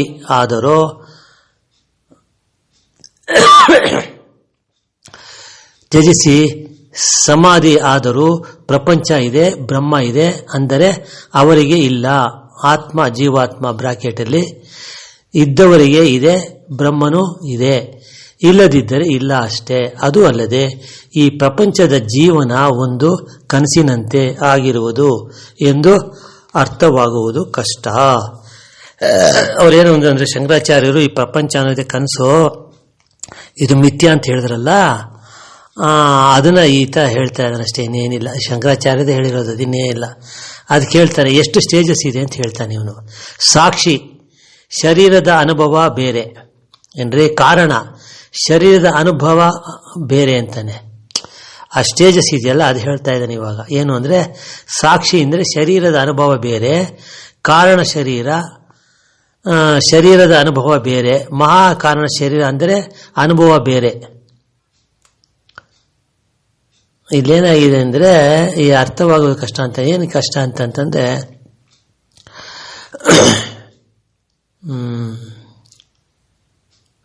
ಸೂಕ್ಷ್ಮ ಅಂತ ಕಾಣಬೇಕಿದು. ಸೂಕ್ಷ್ಮ ಶರೀರ ಇದೆಯಲ್ಲ, ಸೂಕ್ಷ್ಮ ಶರೀರ ಬಂದು ಶರೀರದ ಅನುಭವ ಬೇರೆ, ಕಾರಣ ಶರೀರದ ಅನುಭವ ಬೇರೆ, ಮಹಾಕಾರಣ ಶರೀರದ ಅನುಭವ ಬೇರೆ ಬರುತ್ತಿಲ್ಲಿ. ಕಿರಣ ಶರೀರದ ಅನುಭವ ಬೇರೆ, ವಾಯುವಿನ ಶರೀರದ ಅನುಭವ ಬೇರೆ. ಅರ್ಥ ಆಯ್ತೇನ್ರಿ? ಒಂದೊಂದು ಶರೀರಕ್ಕೂ ಬೇರೆ ಬೇರೆ ಅನುಭವ ಆಗುತ್ತೆ ಅಂತ ಹೇಳ್ತಾನೆ. ಅಗ್ನಿ ಶರೀರದ ಅನುಭವ ಬೇರೆ ಅಂತಾನೆ, ಜಲ ಶರೀರದ ಅನುಭವ ಬೇರೆ, 8 ಆಕಾಶ ಶರೀರದ ಅನುಭವ ಬೇರೆ, 9 ಪ್ರಕೃತಿ ಶರೀರದ ಅನುಭವ ಬೇರೆ, 10 ಅದ್ಭುತ ಶರೀರದ ಅನುಭವ ಬೇರೆ, ಆಮೇಲೆ ಶರೀರ ಇಲ್ಲದ ಅನುಭವ ಬೇರೆ, ಶರೀರ ಇಲ್ಲದ ಅನುಭವ ಬೇರೆ ಆಗುತ್ತೆ. ನೆಕ್ಸ್ಟು ನೆರಳಿನ ಶರೀರದ ಅನುಭವ ಬೇರೆ, ನೆರಳು ಲಾಸ್ಟ್ ಸ್ಟೇಜ್ ಅಂತ ಅಂತಾನೆ, ಅದು ಅನುಭವ ಬೇರೆ ಅಂತ ಹೇಳ್ತಾರೆ. ಆದುದರಿಂದ ಯಾಜ್ಞವಲ್ಕರು ಪೂರ್ಣವಾದ ಮಂತ್ರವನ್ನು ಹೇಳಿರುವುದು. ಇಷ್ಟೇ ಅಲ್ಲ, 12 ಅಂಶಗಳನ್ನು ಓದಿರಿ, ಅವರ ಅನುಭವದಲ್ಲಿ ಕಂಡು ಅನುಭವಿಸಿ ಅದನ್ನು ಜಗತ್ತಿಗೆ ತಿಳಿಸಿರುವರು. ಒಂದೊಂದು ಹಂತದ ಅನುಭವ ಪಡೆದು ಮಹಾನ್ ಚೇತನ ಬ್ರಹ್ಮ ಋಷಿ ಯಾಜ್ಞವಲ್ಕರು. ಮಹರ್ಷಿ ದಯವಿಟ್ಟು ಅವರ ಕೃತಿ ಬೃಹದಾರಣ್ಯಕ ಉಪನಿಷತ್ ಓದಿರಿ ಅಂತ ಹೇಳ್ತಾ ಇದ್ದಾನೆ. ಅಂದರೆ ಅದರಲ್ಲಿದೆ ಅಂತ, ಈ ಥರ ವಿಷಯಗಳೆಲ್ಲ ಅದರಲ್ಲಿ ಬರುತ್ತೆ, ನೀವು ಓದಿ ಅಂತ ಹೇಳ್ತಾ ಇದ್ದಾನೆ. ಇರಲಿ, ಸೃಷ್ಟಿಯಾಗದಿರುವ, ಸೃಷ್ಟಿಯಾಗಿ ನಾಶವಾಗಿರುವ ಯಾವುದು ಮಿಥ್ಯ ಪೂರ್ಣವಾಗಿ ಕಲಿಯಲು ಸಾಧ್ಯವಿಲ್ಲ. ಈ ಪ್ರಯತ್ನದಲ್ಲಿ ಎಲ್ಲ ಯುಗದಿಂದ ಮಾನವ ಜೀವಿಯ ಪ್ರಯತ್ನ ಸಾಗುತ್ತಲಿದೆ. ಪೂರ್ಣವಾದವರು ಒಬ್ಬರೂ ಇಲ್ಲ. ಇದು ಆ ಜ್ಞಾನದ ಸಮುದ್ರ. ಆದರೆ ಸಮುದ್ರದಲ್ಲಿ ಒಂದು ಭಾವದ ಸುಳಿ ಅಲ್ಲಿ ಸಿಕ್ಕಿಕೊಂಡವನು ಮೇಲೆ ಬರಲು ಸಾಧ್ಯವಿಲ್ಲ. ಅದಕ್ಕೆ ಆತ್ಮಶಕ್ತಿ ಎಂಬ ದಿವ್ಯವಾದ ಅಸ್ತ್ರವಿದ್ದರೆ ಅದರ ಸಹಾಯದಿಂದ ಮೇಲೆ ಬರಬಹುದು. ಇದರಿಂದ ಯಾರು ಮೇಲೆ ಬಂದಿರುವ ಉದಾಹರಣೆ ನಮಗೆ ಸಿಕ್ಕುವುದಿಲ್ಲ. ಅಹಂ ಎಂಬ ತೇಜಸ್ಸು ಇದನ್ನು ಗೆಲ್ಲಬೇಕು. ಎಷ್ಟೇ ಪ್ರಯತ್ನಪಟ್ಟು ಮೇಲೆ ಬಂದರೂ ಮತ್ತೆ ಅದರ ಸುಳಿಗೆ ಸಿಕ್ಕಿ ಮುಳುಗಬೇಕು. ಇದು ಅವನ ನಿಯಮ. ಯಾವ ಪರಮಾತ್ಮ ಎಷ್ಟೇ ಅವತಾರವೆತ್ತಿದರೂ 10+26 ಅಂದರೆ 10 ಅವತಾರ ಅಂತಾರೆ, ಕೆಲವರು 26 ಅಂತಾರೆ. ಇರಲಿ, ಅದು ದಶಾವತಾರ. ಮಿಕ್ಕ ಅವತಾರಗಳು ಭಾಗವತದಲ್ಲಿ ಸಿಗುವುದು. ಅದು ನೀರಿನಿಂದ ಪ್ರಾರಂಭ, ಮತ್ಸ್ಯ, ಕೂರ್ಮ, ವರಹ ಮುಂತಾದವು ಪ್ರಾರಂಭ ಮತ್ತು ಕೊನೆಗೆ ಮುಕ್ತಾಯವು. ಅಲ್ಲೇ ಕೊನೆಗೆ ಸಮುದ್ರದ ಮೇಲೆ ಆದಿಶೇಷನ ಸಹಾಯದಿಂದ ತೇಲುವ ಹರಿಯ ನೋಡಿರುವಿರಿ. ಜಲದಲ್ಲಿ ಸೃಷ್ಟಿ, ಇದರ ಮೇಲೆ ವಾಸ, ಮುಕ್ತಾಯ ಅಲ್ಲೇ. ಇದು ಜಲಮಯದ ವೈಚಿತ್ರ ಅಂದರೆ ರಸ, ಯಾನ, ಸಾವಧಾನ ಅಲ್ಲವೇ? ಅಂದರೆ ರಸದಲ್ಲೇ ಎಲ್ಲ ಇದೆ ಅಂತ ಹೇಳ್ತಾ ಇದ್ದಾನೆ. ಅಂದರೆ ಮತ್ಸ್ಯಾವತಾರ, ಕೂರ್ಮಾವತಾರ, ಎಲ್ಲ ಸಮುದ್ರದಲ್ಲಿ ತಾನೆ ಅವತಾರ ಆಗಿರೋದು ಪರಮಾತ್ಮಂದು ಪ್ರಾರಂಭ. ಈಗಲೂ ಕೊನೆಯಲ್ಲಿ ಅಲ್ಲೇ ತಾನೇ ಇರೋದು ಅವನು. ಪ್ರಾರಂಭ ಆದಮೇಲೆ ಸಮುದ್ರದಲ್ಲಿ ಇದೆ, ಅದೇ ತಾನೇ ಎಲ್ಲ ಹೇಳೋದು ನೀವು ಪುರಾಣಗಳಲ್ಲಿ. ಅದನ್ನು ಹೇಳ್ತಾ ಇದ್ದಾನೆ ಅಷ್ಟೇ, ಇನ್ನೇನಿಲ್ಲ. ಅದಕ್ಕೆ ಇದು ಹೋಲಿಸ್ತಾ ಇದ್ದಾನೆ. ರಸಾಯನ, ಧ್ಯಾನ, ಸಾವಧಾನ ಅಂದರೆ ಅದೇ ಅಪ್ಪ, ಇನ್ನೇನು ಅಲ್ಲ ಅಂತ ಹೇಳ್ತಾ ಇದ್ದಾನೆ ಅಷ್ಟೇ, ಇನ್ನೇನಿಲ್ಲ. ಅಂದರೆ ಕಣದ ರೂಪ ಅಂತಂತಾನಷ್ಟೇ, ಇನ್ನೇನಿಲ್ಲ. ಇದು ಒಂದು ಇದೆ, ಕಣದ ರೂಪ ಒಂದು ಇದೆ. ಇದರ ಅನುಭವ ಬೇರೆ. ಒಬ್ಬ ಸಾಧಕನ ಸಾಧನೆ ಪೂರ್ಣವಾಗಬೇಕಾದರೆ ಈ 13 ಹಂತಗಳು ಪೂರ್ಣವಾಗಿ ಅದರ ಅನುಭವ ಪಡೆದರೆ ಮಾತ್ರ ಸಾಧನೆಯಿಂದ ಮುಕ್ತನಾಗುತ್ತಾನೆ.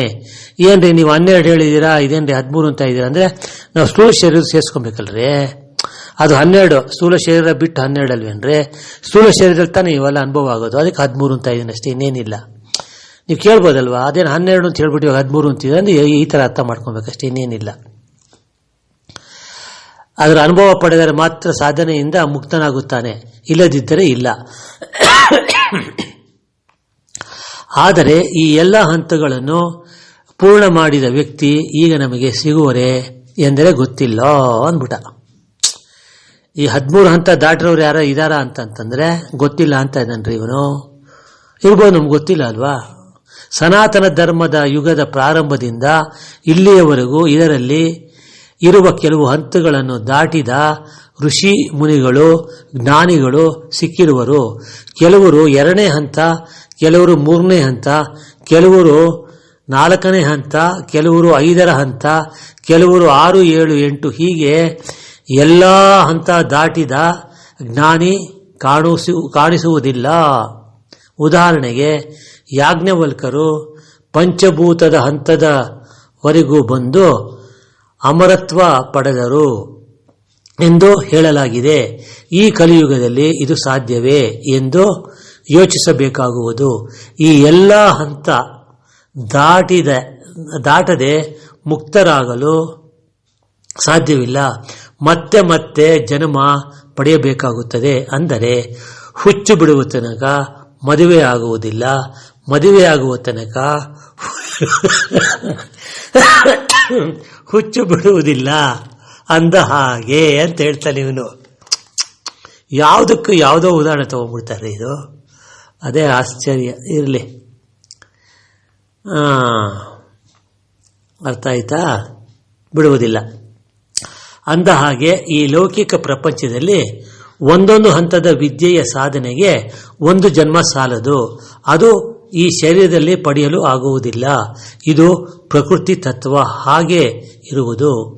ವಿಧಿ ಕಾರ್ಯವನ್ನು ಅಂದರೆ ಶರೀರ ನುಂಗುತ್ತದೆ. ಇಲ್ಲಿ ನೋಡಿ, ವಿಧಿ ಅಂದರೆ ಕಾಯವನ್ನು ಅಂದರೆ ಶರೀರ ನುಂಗುತ್ತದೆ, ಕಾಲ ಮೃತ್ಯುವನ್ನು ನುಂಗುತ್ತದೆ. ಕಲಿ ಕಾಲದ ನಡಿಗೆಯಲ್ಲಿ ಈ ಮೂರನ್ನು ಜಯಿಸಿದರೆ ಒಂದನೇ ಹಂತ ದಾಟಬಹುದು ಅಂತಂತಾನೆ. ಅಂದರೆ ದಾಟೋದು ಹೇಗೆ ಅಂತ ಹೇಳ್ತಾ ಇದ್ದಾನೆ.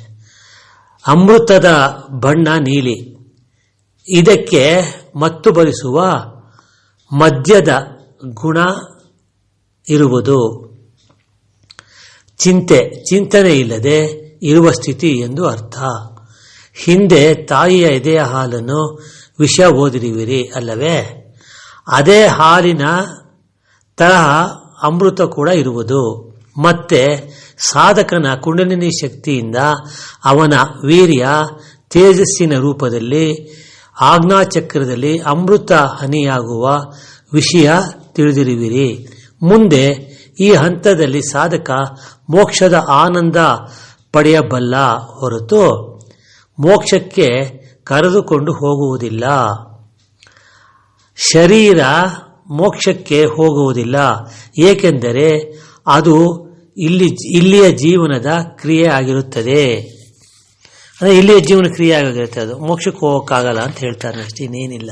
ಸಮುದ್ರ ಮಂಥನ ಕಾಲದಲ್ಲಿ ಎಲ್ಲ ಭೋಗ ವಸ್ತುಗಳು ಅಂದರೆ ಅಮೃತವು ಸೇರಿ ಅದು ಯೋಗಕ್ಕೆ ಬರುವುದಿಲ್ಲ. ಅಂದರೆ ಸೃಷ್ಟಿ ಮತ್ತು ಸ್ಥಿತಿ ಕೂಡ ಭೋಗಾಂಶದಿಂದ ಕೂಡಿರುತ್ತದೆ.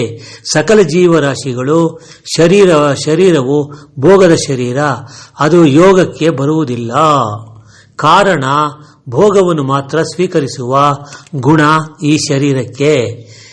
ಪ್ರತಿಯೊಂದನ್ನು ಸ್ವೀಕರಿಸುತ್ತದೆ, ಭೋಗ ವಸ್ತುಗಳೆಲ್ಲ ಅನ್ನತಂತಾನೆ.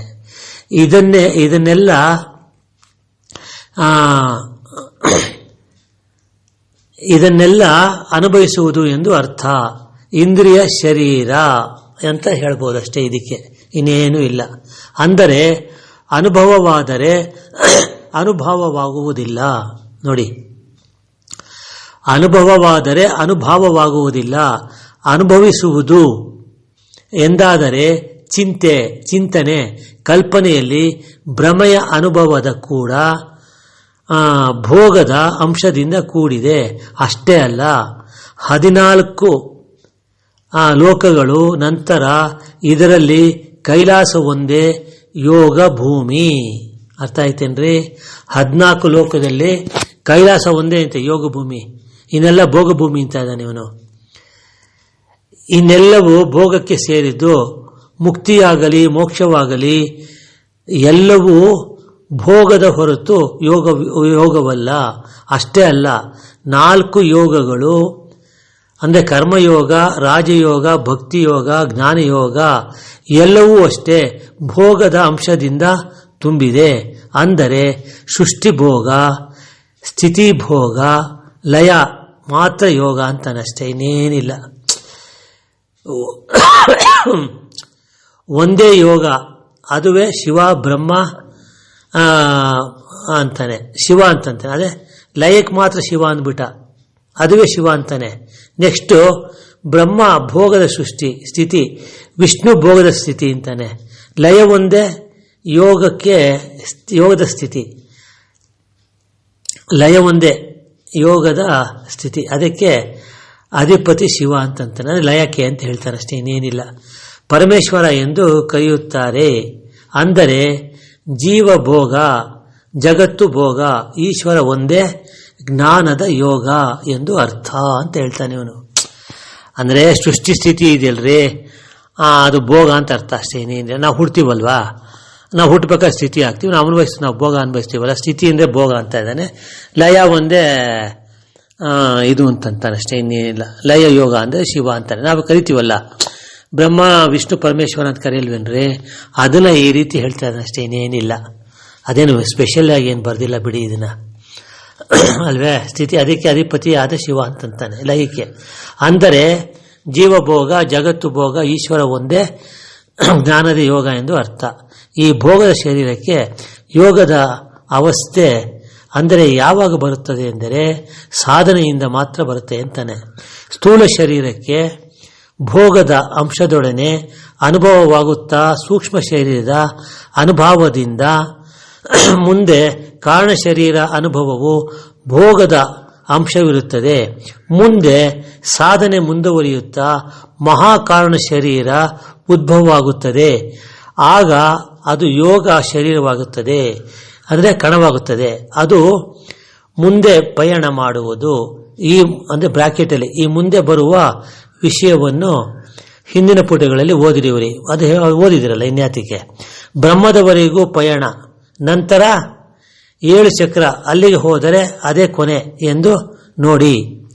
ಸಮುದ್ರ ಮಂಥನ ಕಥೆಗೂ ಈ ಸಾಧನೆಯ ಕ್ರಮಕ್ಕೂ ಏನು ಸಂಬಂಧ ಎಂದರೆ ಸಂಬಂಧ ಇದೆ. ಈ ಸಾಧನೆ ಕ್ರಮ ಇದೆಯಲ್ರಿ, ಈ ಸಾಧನೆ ಕ್ರಮಕ್ಕೂ ಸಮುದ್ರ ಮಂಥನಕ್ಕೂ ಸಂಬಂಧ ಇದೆ ಅಂತಾರೆ. ಸಮುದ್ರ ಮಂಥನ ಕಥೆಯೇ ನಮ್ಮ ಶರೀರದಲ್ಲಿ ನಡೆಯುವ ಹಂತದ ಕ್ರಿಯೆ ಎಂದು ತಿಳಿದುಕೊಳ್ಳಿ. ಅದಕ್ಕೆ ಪುರಾಣದ ಕಥೆಯಲ್ಲಿ ಸುಲಭವಾಗಿ ಅರ್ಥವಾಗುವಂತೆ ಹಿರಿಯರು ಬರೆದಿರುತ್ತಾರೆ ಅಷ್ಟೇ. ಕುಂಡಲಿನಿ ಶಕ್ತಿ, ಈ ಚಕ್ರಗಳ ಇತ್ಯಾದಿ ವಿಷಯ ಅಲ್ಲಿದೆ ಅಂತ ಹೇಳ್ತಾರೆ ಅಷ್ಟೇ, ಇನ್ನೇನಿಲ್ಲ. ಅಂದರೆ ಮಂದಾರ ಪರ್ವತವನ್ನು ಸಮುದ್ರದಲ್ಲಿ ಬಿಟ್ಟು ದೇವತೆಗಳು, ದಾನವರು, ಆದಿಶೇಷನು, ಇದು ಓದಬೇಕಾಗಿಲ್ಲ, ಕತೆ ಹೇಳ್ಬಿಡ್ತೀನಿ ನಾನು.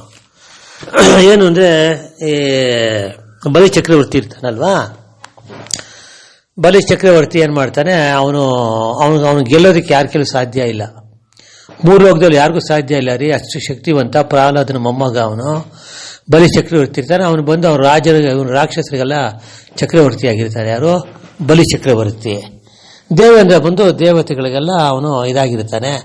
ಅವನು ಬಂದು ವಿಷ್ಣು ಹೇಳ್ತಾನೆ, ಪರಮಾತ್ಮ ನೀನು ನೋಡು, ನಮ್ಮನ್ನೆಲ್ಲ ಸಾಯಿಸ್ತಾ ಇದ್ದಾನೆ, ಅವನು ರಾಕ್ಷಸರೆಲ್ಲ ಸಾಯಿಸ್ತಾ ಇದ್ದಾನೆ ನಮ್ಮನ್ನ, ನಮಗೆ ಸಾವು ಬರಬಾರ್ದು, ಸಾವು ಬರದಿರಾಗೆ ಮಾಡಪ್ಪ ಅಂತ ಕೇಳ್ಕೊತಾನೆ. ಯಾರು? ದೇವೇಂದ್ರ ಕೇಳ್ಕೊಂಡಾಗ ಸಾವು ಬರದಿರಾಗೆ ಹೆಂಗಪ್ಪ ಮಾಡೋದು, ಪ್ರತಿಯೊಬ್ರು ಸಾಯಲೇಬೇಕಲ್ಲಯ್ಯ ಅಂತಂತಾನೆ.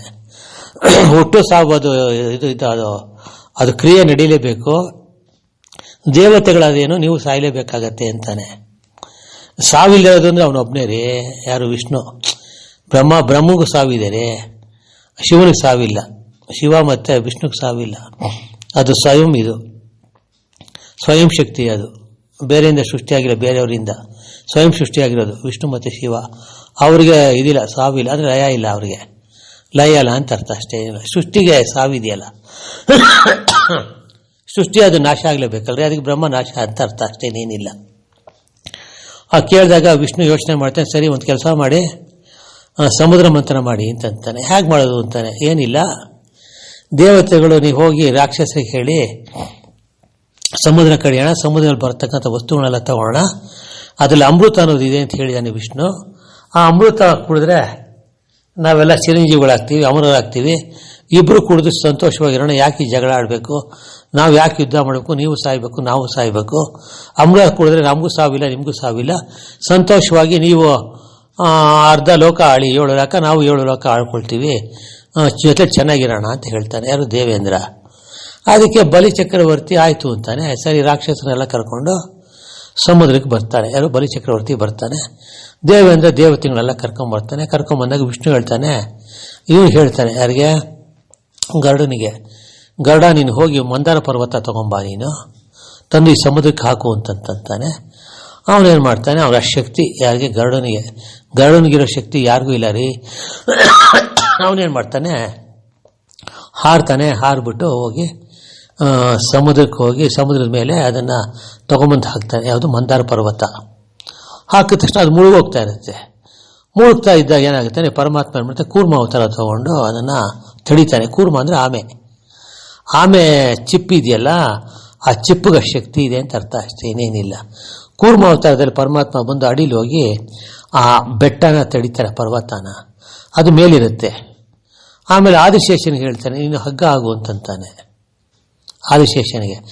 ಆದಿಶೇಷನ ಸುತ್ತುತ್ತಾರೆ, ಎಲ್ಲಿ, ಆ ಪರ್ವತಕ್ಕೆ ಸುತ್ತಬಿಟ್ಟು ಅದಕ್ಕೆ ಇವನು ಹೇಳ್ತಾನೆ, ದೇವೇಂದ್ರ ನೋಡಪ್ಪ, ನಾವು ತಲೆ ಹಿಡಿತೀವಿ, ನೀವು ಬಾಲ ಹಿಡೀರಿ, ಇಬ್ಬರು ಎಳೆಯೋಣ, ಕಡಿಯೋಣ ಈ ಪರ್ವತನ, ಕಡಿದು ಸಮುದ್ರದಿಂದ ಏನು ಬರ್ತೋ ತಗೊಳ್ಳೋಣ ಅಂತ ಹೇಳ್ತಾನೆ. ಆಯಿತು ಅಂತ ಹೇಳ್ತಾನೆ ಯಾರು, ಬಲಿಚಕ್ರವರ್ತಿ. ಅದಕ್ಕೆ ಒಬ್ಬ ರಾಕ್ಷಸ ಅಂತಾನೆ, ರಾವಣ ಕೇತುನ ಯಾರೋ ಅಂತಾರೆ, ಇಲ್ಲ ಇಲ್ಲ ಇಲ್ಲ, ನಾವು ತಲೆ ಇಟ್ಕೊಳ್ಳೋಣ, ಬಾಲ ಬೇಕಾದ್ರೆ ಇಟ್ಕೊಳ್ಳಿ, ಅದು ಮರ್ಯಾದೆ ಪ್ರಶ್ನೆ, ಕಾಲು ಯಾರು ಹಿಡಿತಾರೆ, ಕಾಲು ನಮಗೆ ಬೇಕಾಗಿಲ್ಲ, ನಾವು ತಲೆನೇ ಇಟ್ಕೋತೀವಿ ಅಂತಂತಾನೆ. ಸರಿ ಅಂದ್ಬಿಟ್ಟು ಆಯಿತು ಅಂದ್ಬಿಟ್ಟು ಕೊಟ್ಬಿಡ್ತಾರೆ ಮೆತ್ತಿಗೆ. ದೇವತೆಗಳು ಭಾಳ ಬುದ್ಧಿವಂತರು ನೋಡಿ, ತಲೆ ಕೊಟ್ಬಿಡ್ತಾರೆ ಯಾರಿಗೆ, ರಾಕ್ಷಸರಿಗೆ. ಬಾಲ ಇಟ್ಕೋತಾರೆ ಇವರು ದೇವತೆಗಳು. ಸರಿ, ಇವ್ರು ಎಳೆಯೋದು, ಅವ್ರು ಎಳೆಯೋದು, ಇವ್ರು ಎಳೆಯೋದು, ಕಡಿತಾರೆ. ಸಮುದ್ರನ ಕಡಿತಾ ಇರ್ತಾರೆ. ಸಮುದ್ರನ ಕಡಿತಾ ಇರಬೇಕಾದ್ರೆ ಆ ತಲೆ ಇದೆಯಲ್ಲ, ಆ ತಲೆಯಿಂದ ವಿಷ ಬರೋಕ್ಕೆ ಶುರು ಆಗ್ಬಿಡುತ್ತೆ. ರಾಕ್ಷಸರ ಸೋತೋಗ್ಬಿಡ್ತಾರೆ. ತಿರ್ಗಾ ಕರ್ಕೊಂಡ್ಬಿಡ್ತಾರೆ, ತಿರ್ಗಾ ಕಡಿತಾ ಇರಬೇಕಾದ್ರೆ ಒಳಗಡೆಯಿಂದ ವಿಷ ಬಂದ್ಬಿಡುತ್ತೆ. ಫಸ್ಟ್ ಬರೋದೇ ವಿಷ, ಸಮುದ್ರದಲ್ಲಿ ಅಲ್ಲಿಂದ ವಿಷ ಬಂದ್ಬಿಡುತ್ತೆ. ವಿಷ ಅಂದರೆ ಎಷ್ಟು ವಿಷ ಅಂದರೆ ಇಡೀ ಪ್ರಪಂಚ ಸುಟ್ಟೋಗುತ್ತೀರಿ, ಅದು ಅಷ್ಟು ಹಬೆ, ಅದು ಅಷ್ಟು ಪ್ರಕಾಶಮಾನವಾಗಿರುತ್ತೆ, ಅಷ್ಟು ಬೆಳಕಾಗಿದೆ. ಇದು ಅದ್ಭುತವಾದ ಬೆಳಕು, ಅದು ಎಲ್ಲ ಸುಟ್ಟೋಗ್ಬಿಡ್ತೀರಿ ಆ ಶಕ್ತಿಗೆ. ಆವಾಗ ಎಲ್ಲ ಪ್ರಾರ್ಥನೆ ಮಾಡಿದಾಗ ಪರಮಾತ್ಮ ಶಿವ ಬಂದು ಅದನ್ನು ಕುಡಿತಾನೆ. ಯಾವುದನ್ನ, ಆ ವಿಷನ ಕುಡಿತಾನೆ ಪರಮಾತ್ಮ. ಅದಕ್ಕೆ ನೀಲಕಂಠ ಅನ್ನೋದು. ಆವಾಗ ಗಂಟ್ಲಲ್ಲಿ ದಾಕ್ಷಾಯಣ ಪರ್ವತ ಯಾರು ಬಂದು ಗಂಟ್ಲು ಇಟ್ಕೊಂಡ್ಬಿಡ್ತಾರೆ, ಅದನ್ನು ಒಳಗಡೆ ಹೋಗಬಾರ್ದು ಅಂತ. ಆ ಗಂಟಲೇ ನಿಲ್ಲತ್ತದು, ಯಾವುದೋ ಆ ವಿಷ, ಅದು ನೀಲಿಯಾಗಿದೆ ನೋಡಿ ಶಿವನಿಗೆ, ಅದಕ್ಕೆ ನೀಲಕಂಠ ಅಂತ ಕರೀತಾರೆ. ಕುಡಿದ್ಬಿಡ್ತಾನೆ, ಅವ್ನು ಹೊರಟೋಗ್ತಾನೆ. ಹೋದ ತಕ್ಷಣ ಒಂದೊಂದೇ ಉದ್ಭವ ಆಗುತ್ತೆ. ಕಡಿಬೇಕಾದ್ರೆ ಯಾವುದು ಉದ್ಭವ ಆಗುತ್ತೆ, ಕಲ್ಪವೃಕ್ಷ ಅಂತೆ, ಕಾಮಧೇನು ಅಂತೆ, ಗೊತ್ತಲ್ಲ, ಐರಾವತ, ಕುದುರೆ ಮತ್ತು ಪಾರಿಜಾತ ಗಿಡ ಎಲ್ಲ ಉದ್ಭವ ಆಗುತ್ತೆ ಅಲ್ಲಿ. ಮತ್ತು ಧನ್ವಂತರಿ ಬರ್ತಾರೆ, ಹೀಗೆ ಎಲ್ಲ ವಸ್ತುಗಳೆಲ್ಲ ಬರ್ತಾ ಇರ್ಬೇಕಾದ್ರೆ ಕೊನೆಗೆ ಅಮೃತ ಬರುತ್ತೆ. ಅಮೃತ ತಂದುಕೊಡೋದೇ ಇವರು, ಯಾರು, ನಮ್ಮ ಧನ್ವಂತರಿ ಮಹರ್ಷಿಗಳು. ಅವರೇ ಮಾಡ್ತಾರೆ, ಅಮೃತ ತೊಗೊಂಬಂದು ಕೊಡ್ತಾರೆ. ಕೊಟ್ಟಾಗ ಇವು ಜಗಳ ಆಡ್ತಾರೆ, ಯಾರು, ರಾಕ್ಷಸರು ದೇವತೆಗಳು. ನಮಗೆ ಮೊದಲು ಬೇಕು ಅಂತ ಜಗಳ ಆಡಿದಾಗ ವಿಷ್ಣು ಏನು ಮಾಡ್ತಾನೆ, ಮೋಹಿನಿ ರೂಪ ತಗೋತಾನೆ. ಮೋಹಿನಿ ರೂಪ ತಗೊಂಡು ಅದನ್ನು ಹಂಚ್ತೀನಿ, ಕೂತ್ಕೊಳ್ಳಿ ಅಂದ್ಬಿಟ್ಟು ಇಬ್ಬರು ಈ ಕಡೆ ಆ ಕಡೆ ಕೂಡಿಸ್ಬಿಟ್ಟು ದೇವತೆಗಳಿಗೆ ಫಸ್ಟ್ ಹಂಚ್ತಾ ಇರ್ತಾನೆ. ಅಲ್ಲೇನಾಗುತ್ತೆ ಅಂದರೆ, ಈ ರಾಹು ಕೇತು ಇರ್ತಾರಲ್ಲ, ಅವ್ರ ಮೆತ್ತಿಗೆ ಯೋಚನೆ ಮಾಡ್ತಾರೆ, ದೇವತೆಗಳು ಹಂಚ್ಬಿಟ್ರೆ ನಮಗೇನು ಉಳಿಯುತ್ತೆ, ಏನು ಉಳಿಯಲ್ಲ ಅಂದ್ಬಿಟ್ಟು ಅವ್ರೇನು ಮಾಡ್ಬಿಡ್ತಾರೆ, ಆ ಗ್ಯಾಂಗಲ್ಲಿ ಹೋಗಿ ಸೇರ್ಕೊಂಡ್ಬಿಡ್ತಾರೆ. ಯಾವ ಗ್ಯಾಂಗಲ್ಲಿ, ರಾಹು ಕೇತು ಏನು ಮಾಡ್ತಾರೆ, ದೇವತೆಗಳು ಗ್ಯಾಂಗಲ್ಲಿ ಸೇರ್ಕೊಂಡ್ಬಿಡ್ತಾರೆ. ಸೇರ್ಕೊಂಡ ತಕ್ಷಣವೇ ಅಲ್ಲೇನಾಗೋಗುತ್ತೆ, ಹಾಕೊಂಬರ್ತಾನೆ ಮೋಹಿನಿಯಾಗಿ. ಹಾಕೊಂಬರ್ಬೇಕು, ಈ ರಾಹು ಕೇತು ಏನು ಮಾಡ್ತಾರೆ, ತೊಗೊಂಬಿಟ್ಟು ಕೂಡಿದ್ಬಿಡ್ತಾರೆ. ಚಂದ್ರ ನೋಡ್ಬಿಡ್ತಾನೆ. ಚಂದ್ರ ನೋಡ್ಬಿಟ್ಟು ಮೋಹಿನಿ ನೋಡಲಿ ರಾಹು ಕೇತು ಕುಡಿತಾ ಇದ್ದಾರೆ ಅಂದಾಗ ಅವನೇನು ಮಾಡ್ತಾನೆ, ಚಕ್ರದಿಂದ ಅವ್ರ ತಲೆ ಕಟ್ ಮಾಡಿಬಿಡ್ತಾನೆ. ಯಾರ ತಲೆನಾ, ರಾಹು ಕೇತು ತಲೆ ಕಟ್ ಮಾಡಿಬಿಡ್ತಾನೆ ರೀ. ಆದರೆ ಕುಡಿದ್ಬಿಟ್ಟಿರ್ತಾರಲ್ಲ ಅವರು, ಆ ಗಂಟ್ಲಲ್ಲಿರುತ್ತಲ್ಲ ಅಮೃತ, ಅದಕ್ಕೆ ಅವ್ರು ಸಾಯಲ್ಲ, ಆ ತಲೆಗಳು ಮಾತ್ರ ಬರುತ್ತೆ. ಅವ್ರು ಅಂತ ಮಾಡ್ತೀನಿ ಇರು, ನಂಗೆ ಚಾಡಿ ಹೇಳಿದೆಯಲ್ಲ, ಬಂದು ನಾನು ಹಿಡಿತೀನಿ ನೋಡಿ ನಿನ್ನ ಅಂದ್ಬಿಟ್ಟು. ಅದಕ್ಕೆ ಗ್ರಹಣ ಅನ್ನೋದು, ಸೂರ್ಯಗ್ರಹಣ ಚಂದ್ರಗ್ರಹಣ ಅಂತೀವಲ್ರಿ. ರಾಹು ಹಿಡಿತಾನೆ, ಕೇತು ಹಿಡಿತಾನೆ ಅಂತೀವಲ್ಲ, ಅದೇ ಸೂರ್ಯಗ್ರಹಣ ಚಂದ್ರಗ್ರಹಣ ಅಂತ ಕತೆ ಬಂದಿರೋದು. ಇದು ಅಮೃತ ಬಂದು ಕಹಿ, ಅದು ಬಂದು ಯಾವ ಬಣ್ಣ ಅಂತ ಇವಾಗ ಹೇಳ್ತಾನೆ ಅದನ್ನು. ಆ ಅಮೃತನ ತಾಯಿಯ ಹಾಲಿದೆಯಲ್ಲ, ಆ ತಾಯಿ ಹಾಲಿಗೆ ಅವನು ಹೋಲಿಸ್ತಾನೆ, ಅಷ್ಟೇ, ಇನ್ನೇನಿಲ್ಲ. ಯಾವುದನ್ನ, ಈ ಕತೆ ಬಂದಿದೆ, ಯಾವುದು, ಈ ಸಮುದ್ರ ಮಂಥನ ಕತೆ ಇದೆಯಲ್ಲ, ಅದು ಬಂದಿದೆ. ಅದಕ್ಕೆ ಆ ಕತೆ ಹೇಳ್ತಾ ಇದ್ದಾನೆ ಇವನು. ಆದಿಶೇಷನು ಸಹಾಯದಿಂದ ಕಡೆದರೆ ಅಷ್ಟಭೋಗ ವಸ್ತುಗಳು ಸಿಕ್ಕಿತು, ಕಾಲು ಭಾಗ ಮಾತ್ರ ಮಂದಾರ ಪರ್ವತ ಸಮುದ್ರದಲ್ಲಿ. ನೋಡಿ ಇದೇನು ಹೇಳ್ತಾ ಇದ್ದಾನೆ ಅಂದರೆ, ಈ ಕತೆ ಕೇಳ್ಬಿಟ್ರಲ್ವ ನೀವು, ಅದು ಕಾಲು ಭಾಗ ಮಾತ್ರ ಸಮುದ್ರ ಮಂಥನವಾಯ್ತು ಅಂದ್ರೆ ಇಷ್ಟೆಲ್ಲ ಸಿಕ್ತಲ್ರಿ. ಇನ್ನು ಮುಕ್ಕಾಲು ಭಾಗ ಅವ್ರು ಕಡ್ದಿದ್ರೆ ಏನ್ ಗತಿ? ಇವನ್ ಕಲ್ಪನೆ ಇಲ್ಲ, ಅದನ್ನ ಹೇಳ್ತಾನೆ. ಮುಂದೆ ಏನ್ ಹೇಳ್ತಾನೆ ನೋಡೋಣ ರೀ. ಕರೆ ಗೊತ್ತಾಯ್ತಲ್ವಾ? ಅಂದರೆ ಮಂದಾರ ಪರ್ವತವನ್ನು ಸಮುದ್ರದಲ್ಲಿಟ್ಟು ದೇವತೆಗಳು ದಾನವರು ಆದಿಶೇಷನ ಸಹಾಯದಿಂದ ಕಳೆದರೆ ಅಷ್ಟಭೋಗ ವಸ್ತುಗಳು ಸಿಕ್ಕಿತು. ಕಾಲು ಭಾಗ ಮಾತ್ರ ಮಂದಾರ ಪರ್ವತ ಸಮುದ್ರದಲ್ಲಿ ಮುಳುಗಿತು.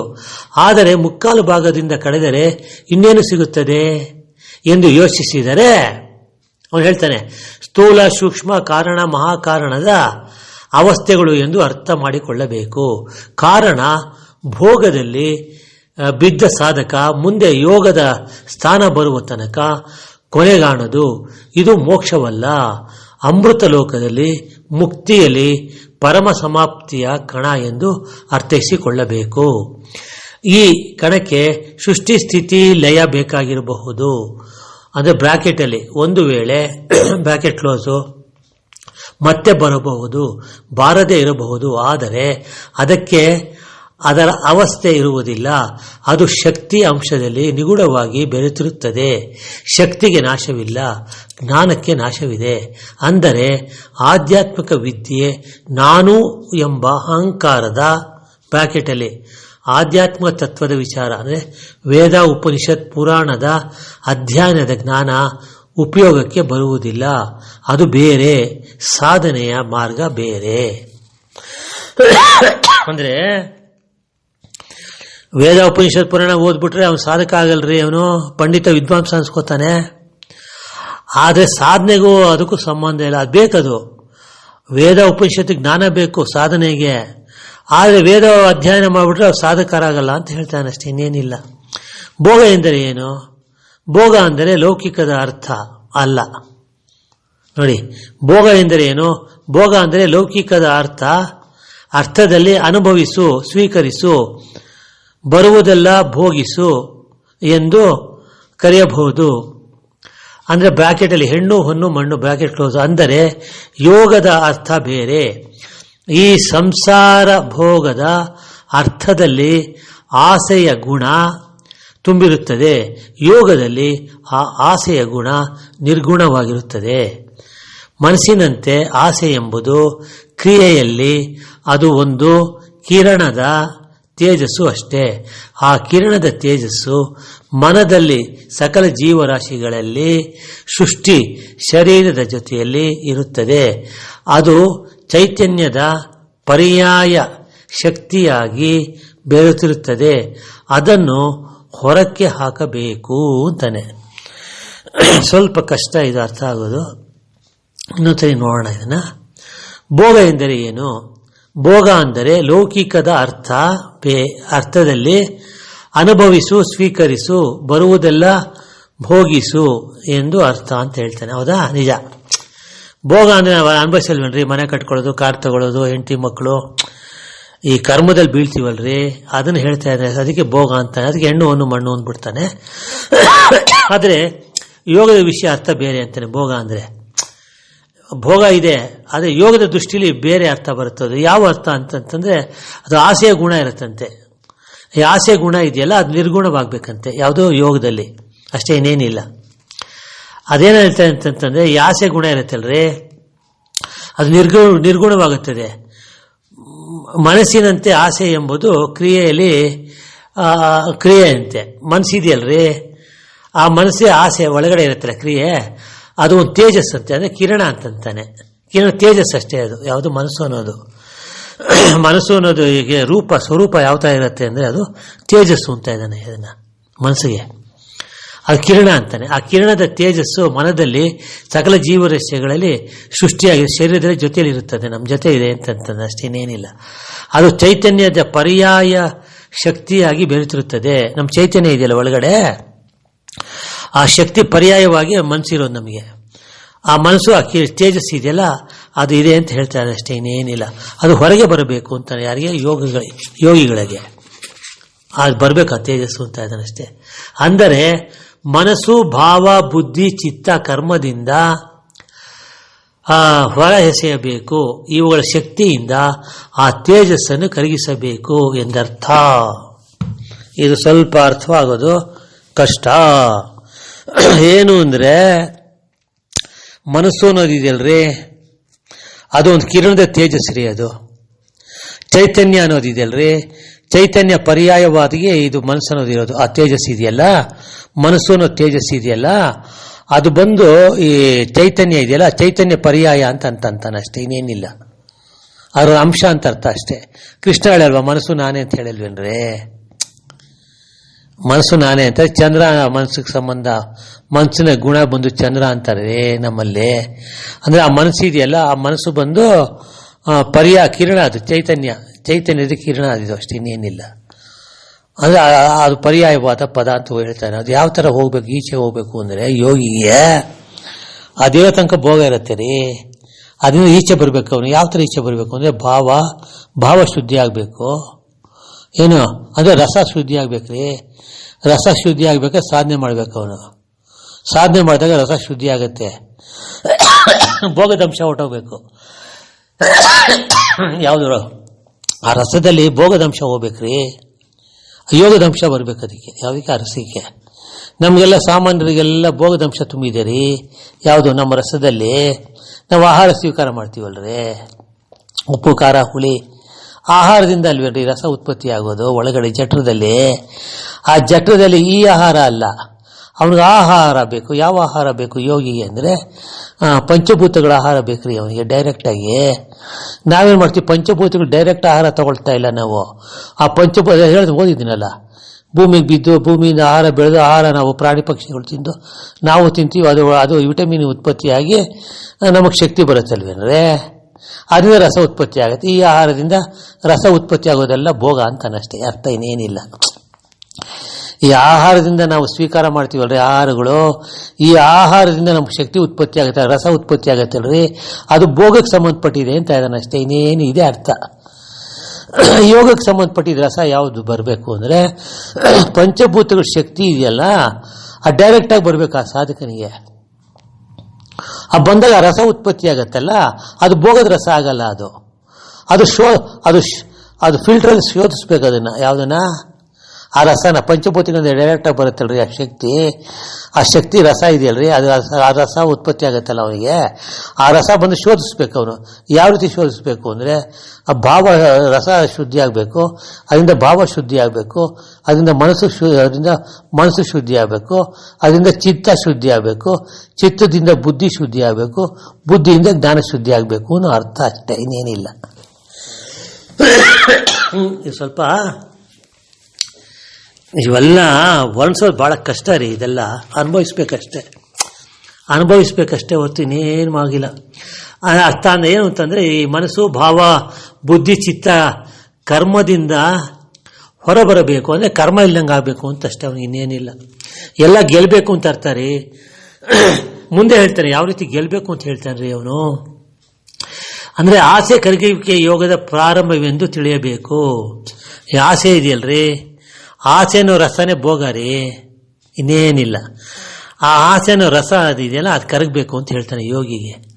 ಕಷ್ಟ ಇದೆ, ಅದಕ್ಕೆ ಹೇಳಿದ್ದು ನಾನು ಸಂಸಾರಿ ಆಗಿಪ್ಪ, ಯಾರು ಯೋಗಿಯಾಗಿ ಬಂದು ಸಾಧನೆ ಮಾಡಕ್ಕೆ ಬರಬೇಡಿ ಅಂತ ಹೇಳೋದು ಯಾತಕ್ಕೇನು, ಇದಕ್ಕೇನೆ. ಇಷ್ಟೆಲ್ಲ ಕಷ್ಟಪಡ್ಬೇಕೇನ್ರಿ ನಾವು ಜನ್ಮ ಇಲ್ದಂಗೆ ಆಗಬೇಕಾದ್ರೆ? ಹೋಗ್ರಿ ಪರಮಾತ್ಮ ಕೊಟ್ಟಂಗೆ ತಿನ್ಕೊಂಡು ಉಂಡ್ಕೊಂಡು ಮದುವೆ ಮಾಡ್ಕೊಂಡು ಮಕ್ಕಳು ಮಾಡ್ಕೊಂಡು ಸಂಸಾರ ಮಾಡ್ಕೊಂಡು ನಾವು ಇರ್ತೀವಿ, ಇರೋ ತನಕ ಚೆನ್ನಾಗಿರ್ತೀವಿ, ಸತ್ತ ಮೇಲೆ ಇನ್ನೊಂದು ಜನ್ಮ ಬಂದ್ಕೊಳ್ಳಿ ಹೋಗ್ರಿ ಅನ್ನೋರು ಇದ್ದಾರೆ. ಇರಲಿ, ಆ ಥರ ಇರೋರಿಗೆ ಮಾಮೂಲಾಗಿ ಇರಲಿ. ಇಲ್ಲ ನಾನು ಸಾಧನೆ ಮಾಡಲೇಬೇಕು, ಸಾಧಕ ಆಗಲೇಬೇಕು, ನಾನು ಮುಕ್ತಿ ಮೋಕ್ಷಕ್ಕೆ ಹೋಗ್ಬೇಕು, ಇದೆಲ್ಲ ಅನುಭವಿಸ್ಬೇಕು, ನಾನು ತಿರ್ಗಾ ಬರಬಾರ್ದು, ನನ್ನ ಜನ್ಮನೇ ಇಲ್ಬಾರ್ದು, ಬೇಡ, ಈ ಲೋಕದ ಸಾವಾಸನೆ ಬೇಡ, ನಾನು ಹೊರಟೋಗ್ತೀನಿ, ನಾನು ಧ್ಯಾನ ಮಾಡಿ ಏನೋ ಹೊರಟೋಗ್ತೀನಿ ಅಂತ ಹೊರಟ್ರೆ ಅವ್ರಿಷ್ಟ. ಅದು ನಿಮ್ಮಿಷ್ಟ, ನೀವೇನು ಬೇಕಾದ್ರೂ ಮಾಡ್ಕೊಳ್ಳಿ. ನಾವು ಅಲ್ಲೇನಿದೆಯೋ ಅದು ಹೇಳ್ತೀವಿ ಅಷ್ಟೇ, ನಿಮ್ಮಿಷ್ಟ. ಯಾವ್ದು ಬೇಕಾದ್ರೆ ಆರಿಸ್ಕೊಳ್ಳಿ ಅಷ್ಟೇ, ಇನ್ನೇನಿಲ್ಲ.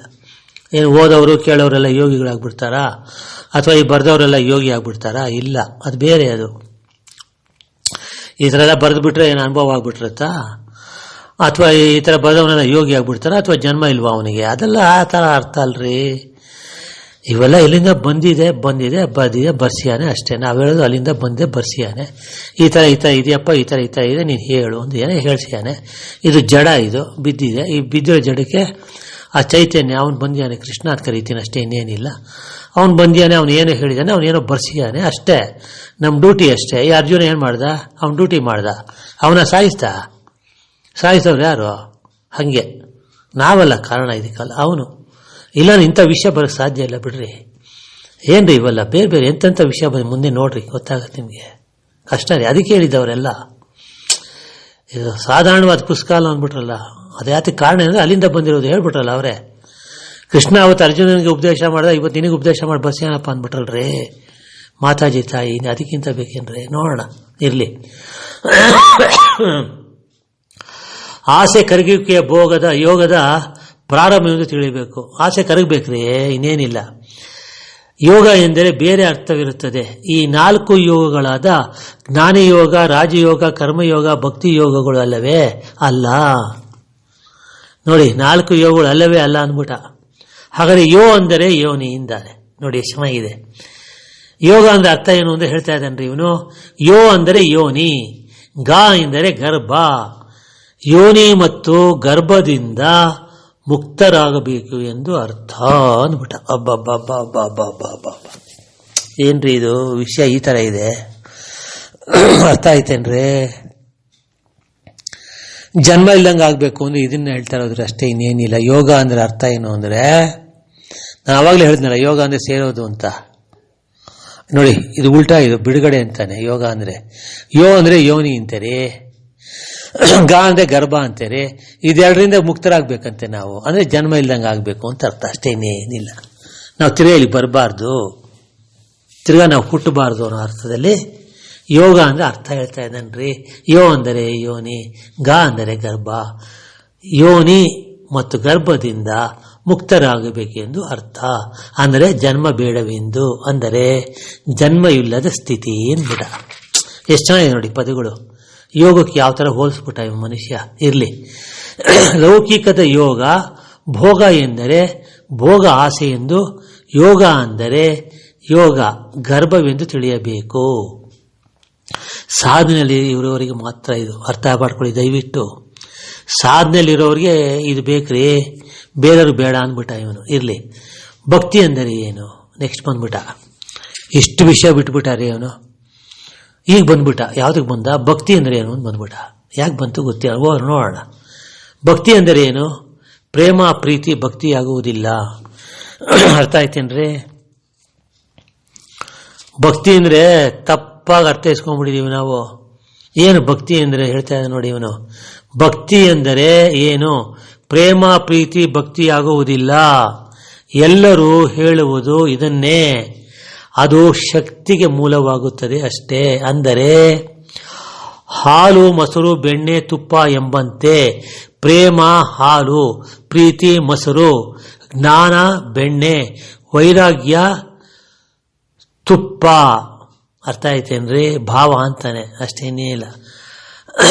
ಭಾವ ಅನ್ನುವ ಅಗ್ನಿ ಬಿಸಿಯಲ್ಲಿ ಕುದ್ದಾಗ ತುಪ್ಪವಾಗಿ ಬಿಟ್ಟರೆ ಗಟ್ಟಿಯಾಗುವುದು, ಬಿಸಿ ಮಾಡಿದರೆ ರಸವಾಗುವುದು. ಹಾಗೆ ಭಕ್ತಿ ಅನ್ನುವುದು ಅದು ಮುಂದೆ ರಸವಾಗಿ ಮುಕ್ತಿ ಮೋಕ್ಷದ ಕಡೆಗೆ ಹರಿಯುತ್ತದೆ, ಜ್ಞಾನ ಸಂಚರಿಸುವುದು ಎಂದರ್ಥ ಅಂತ ಹೇಳ್ತಾ ಇದ್ದಾನೆ. ಭಕ್ತಿ ಅಂದ್ರೆ ಏನು ಅಂತ ಹೇಳ್ತಾ ಇದ್ದಾನೆ. ನೆಕ್ಸ್ಟ್, ಚಿರಂಜೀವಿ ಅಂದರೆ ಏನು? ಹನುಮ, ವಿಭೀಷಣ, ಅಶ್ವತ್ಥಾಮ ಇವರೆಲ್ಲ ಚಿರಂಜೀವಿಗಳು ಎಂದು ಪುರಾಣಗಳಲ್ಲಿ ಇರುವುದು. ಚಿರಂಜೀವಿ ಎಂದರೆ ಮರಣವಿಲ್ಲದ ಸ್ಥಿತಿ, ಮತ್ತೆ ಹುಟ್ಟುವುದಿಲ್ಲ.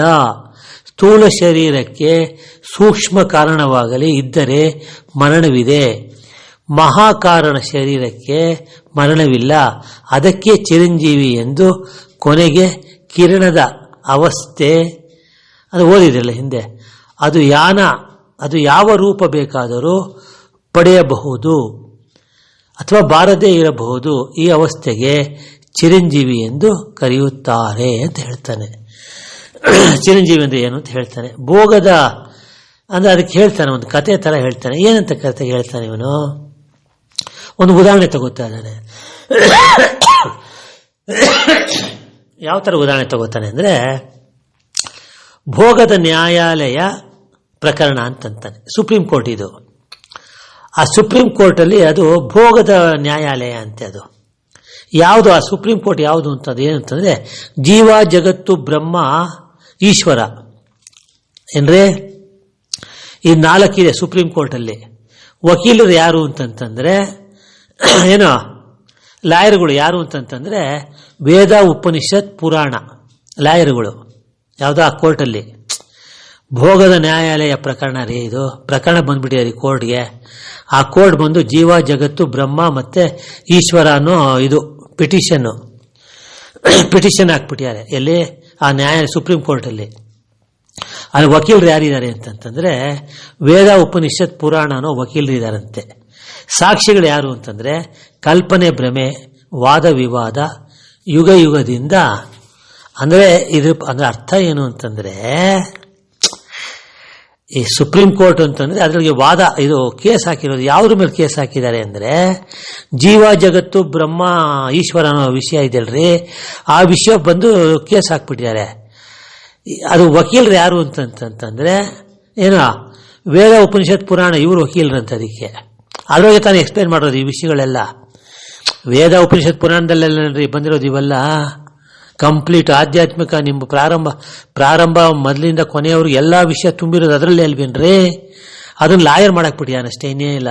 ಸಾಕ್ಷಿ ಯಾರು ಅಂತಂದ್ರೆ ಅದು ಬಂದಿರ್ತಲ್ಲ, ಸಾಕ್ಷಿ ಹೇಳೋರು ಯಾರು ಅಂದ್ರೆ ಕಲ್ಪನೆ, ಭ್ರಮೆ, ವಾದ ವಿವಾದ, ಯುಗ ಯುಗದಿಂದ ಬರ್ತಾ ಇದೆ. ಎಲ್ಲೇ ಕೋರ್ಟ್ ಬಂದಿದೆ ಅದು. ಅದರಿಂದನೇ 58 ಮತಗಳು, 58 ಇದೆಲ್ಲ ಉದ್ಭವ ಆಗಿರೋದಲ್ವೇನ್ರಿ ಪ್ರಪಂಚದಲ್ಲಿ. ಅದನ್ನ ಈ ರೀತಿ ಅವನು ಹೇಳಕ್ ಹೋಗ್ತಾ ಇದ್ದಾನೆ. ಅದು ಕೇಸ್ ನಡೀತಾನೆ ಇದೆ ಅಂತೆ. ಎಲ್ಲಿ ನಡೀತಾ ಇದೆ? ಲಕ್ಷಾಂತರ ಯುಗದ ಪ್ರಕರಣ ಕೇಸು ನಿರ್ಣಾಯಕ ಹಂತಕ್ಕೆ ಬಂದಿದೆ. ಅನೇಕ ಪ್ರಕರಣಗಳು ನ್ಯಾಯಾಲಯ ಮೆಟ್ಟಿಲು ಹತ್ತಿದೆ.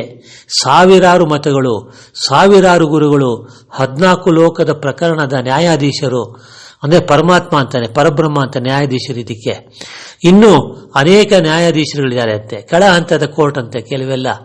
ಅದರಲ್ಲಿ 33 ಕೋಟಿ ದೇವತೆಗಳಿದಾರಂತೆ ರೀ. ಮುಖ್ಯ ನ್ಯಾಯಾಧೀಶರು ಅವರವರ ಭಾವದ ದೇವರುಗಳು ಅಂತೆ. ಬಾಬಾ ಕೋರ್ಟ್ಗೆ ಹೋಲಿಸ್ಬಿಟ್ಟ ಇವನ್ನೆಲ್ಲ. ದೇವರು ಪ್ರಾರಂಭವಾಗುವುದು ದಿನ ಗೊತ್ತಿಲ್ಲ, ಮುಕ್ತಾಯದ ಹಂತ ಬಂದಿಲ್ಲ ಅಂತಾನಂದ್ರೆ ಇದು ಹತ್ತಲ್ಲ ಹರಿಯಲ್ಲ ಅಂತ ಅಷ್ಟೇ, ಇನ್ನೇನಿಲ್ಲ. ದೇವ್ರ ಇದಾನ ಇಲ್ವಾ, ಇವೆಲ್ಲ ಇದೆಯಾ ಇಲ್ವಾ ಅಂತ ಕನ್ಫ್ಯೂಸ್ ಇದೆಯಲ್ರಿ.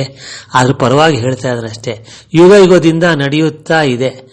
ಆ ಪ್ರಕರಣಗಳ ಮೂಲ ಪ್ರಕರಣಗಳು ಯಾವುದು ಅಂತ ಹೇಳ್ತಾನೆ ಇವನು. ಪ್ರಕರಣಗಳಿದೆಯಲ್ರಿ, ಅದು ಯಾವ ಪ್ರಕರಣ ಬಂದಿದೆ ಅದರಲ್ಲಿ, ಅದು ಸಾಲ್ವ್ ಆಗದೆ ಇರೋ ಪ್ರಕರಣಗಳು ಯಾವುದಿದು? ಸಾಕಾರ ಅಂತಾನೆ. ಸಾಕಾರದಲ್ಲಿ ಯಾವುದಿದು? ಕರ್ಮಕಾಂಡ ಅಂತಾನೆ. ಇದು ಕಲ್ಪನೆಗಿದೆ ಅಂತಂತಾನೆ. ನಿರಾಕಾರ ಜ್ಞಾನಕಾಂಡ ಅಂತಾನೆ. ಇದು ಭ್ರಮೆಗೆ ಹೋಗ್ತಾ ಇದ್ದಾನೆ ಅವನು. ಅನುಭವ ಕಲ್ಪನೆ ಅಂತಾನೆ, ಭ್ರಮೆ ಅಂತಾನೆ. ಅನುಭವ ಮಿಥ್ಯ ಕರ್ಮಕಾಂಡ, ಭ್ರಮೆಯಲ್ಲಿ ಪಡೆಯುವುದು ಅಂತಂತಾನೆ. ಅನುಭವ ಸತ್ಯ ಜ್ಞಾನಕಾಂಡ, ಭ್ರಮೆಯಲ್ಲಿ ಪಡೆಯುವುದು ಅಂತಂತಾನೆ. ಅಷ್ಟೇ, ಇನ್ನೇನಿಲ್ಲ. ಇರಲಿ. ಅನ್ವೇಷಣೆಯ ಹಾದಿಯಲ್ಲಿ ನಡೆದು ಮುಂದುವರಿಯುವುದು. ಇದು ಸತ್ಯವಾಗಿ ತೋರಿದರೂ ಬದಲಾವಣೆ ಹಂತದಲ್ಲಿ ನಡೆಯುವುದು. ಆಚಾರ, ಕಲ್ಪನೆ, ವಿಚಾರ, ಭ್ರಮೆ, ಕರ್ಮಕಾಂಡ ಎಂದರೆ ಯಾಗ ಯಜ್ಞದ ಪ್ರತಿಫಲದ ಕರ್ಮ ಅಂತ ಅಷ್ಟೇನೇನಿಲ್ಲ. ಜ್ಞಾನಕಾಂಡ ಅಂದ್ರೆ ಏನು? ಜ್ಞಾನಕಾಂಡ ಅಂತಂದ್ರೆ ಏನು ಹೇಳ್ತಾನೆ ಅಂದ್ರೆ, ಜ್ಞಾನಕಾಂಡ ಅಂದರೆ ಏನು ಅಂದ್ರೆ ಧ್ಯಾನ, ಸಾಕ್ಷಿ, ದರ್ಶನ, ಪ್ರತ್ಯಕ್ಷ ಸಾಕ್ಷಾತ್ಕಾರ, ನಿಸ್ವಾರ್ಥದ ತತ್ವದ ಜ್ಞಾನ, ನಿರ್ಲಿಪ್ತ ಭಾವ, ಅವರವರ ಇಷ್ಟದಂತೆ ಸಮಾಜದ ಜೀವನದ ತತ್ವವನ್ನು ಅನುಸರಿಸಿ ನಡೆಯುವುದು. ಅರ್ಥ ಆಯ್ತೇನ್ರಿ? ವಿಚಾರ ಯಾವುದು ಸರಿ, ಯಾವುದು ತಪ್ಪು, ಜೀವನದ ಸುಖ ಯಾವುದು, ಕಷ್ಟ ಯಾವುದು ಎಂದು ಯೋಚಿಸಿ ವಿವೇಕದಿಂದ ಸರಿಯಾದ ದಾರಿಯಲ್ಲಿ ನಡೆಯುವ ಕರ್ಮಕ್ಕೆ ವಿಚಾರ ಎನ್ನಬಹುದು. ನೋಡಿ, ಸಮುದ್ರ ಮಂಥನ, ಅದರಲ್ಲಿ ಸಿಕ್ಕುವ ವಸ್ತುಗಳು, ಅದರ ಉಪಯೋಗ, ಕೊನೆಗೆ ಅಭ್ಯಾಸ ಇತ್ಯಾದಿ ವಿಷಯವನ್ನು, ಸಾಧಕನ ಸಾಧನೆಯ ವಿಧಾನವನ್ನು ಮತ್ತು ಅವರ ಅನುಭವವನ್ನು ಬರೆದಿರುತ್ತಾನೆ ಅಂತ ಹೇಳ್ತಾ ಇದ್ದಾರೆ. ಉದಾಹರಣೆಗೆ ಏನೇನು ಅಂತ ಅಂದ್ಬಿಟ್ಟು ಆಮೇಲೆ ನೋಡೋಣ.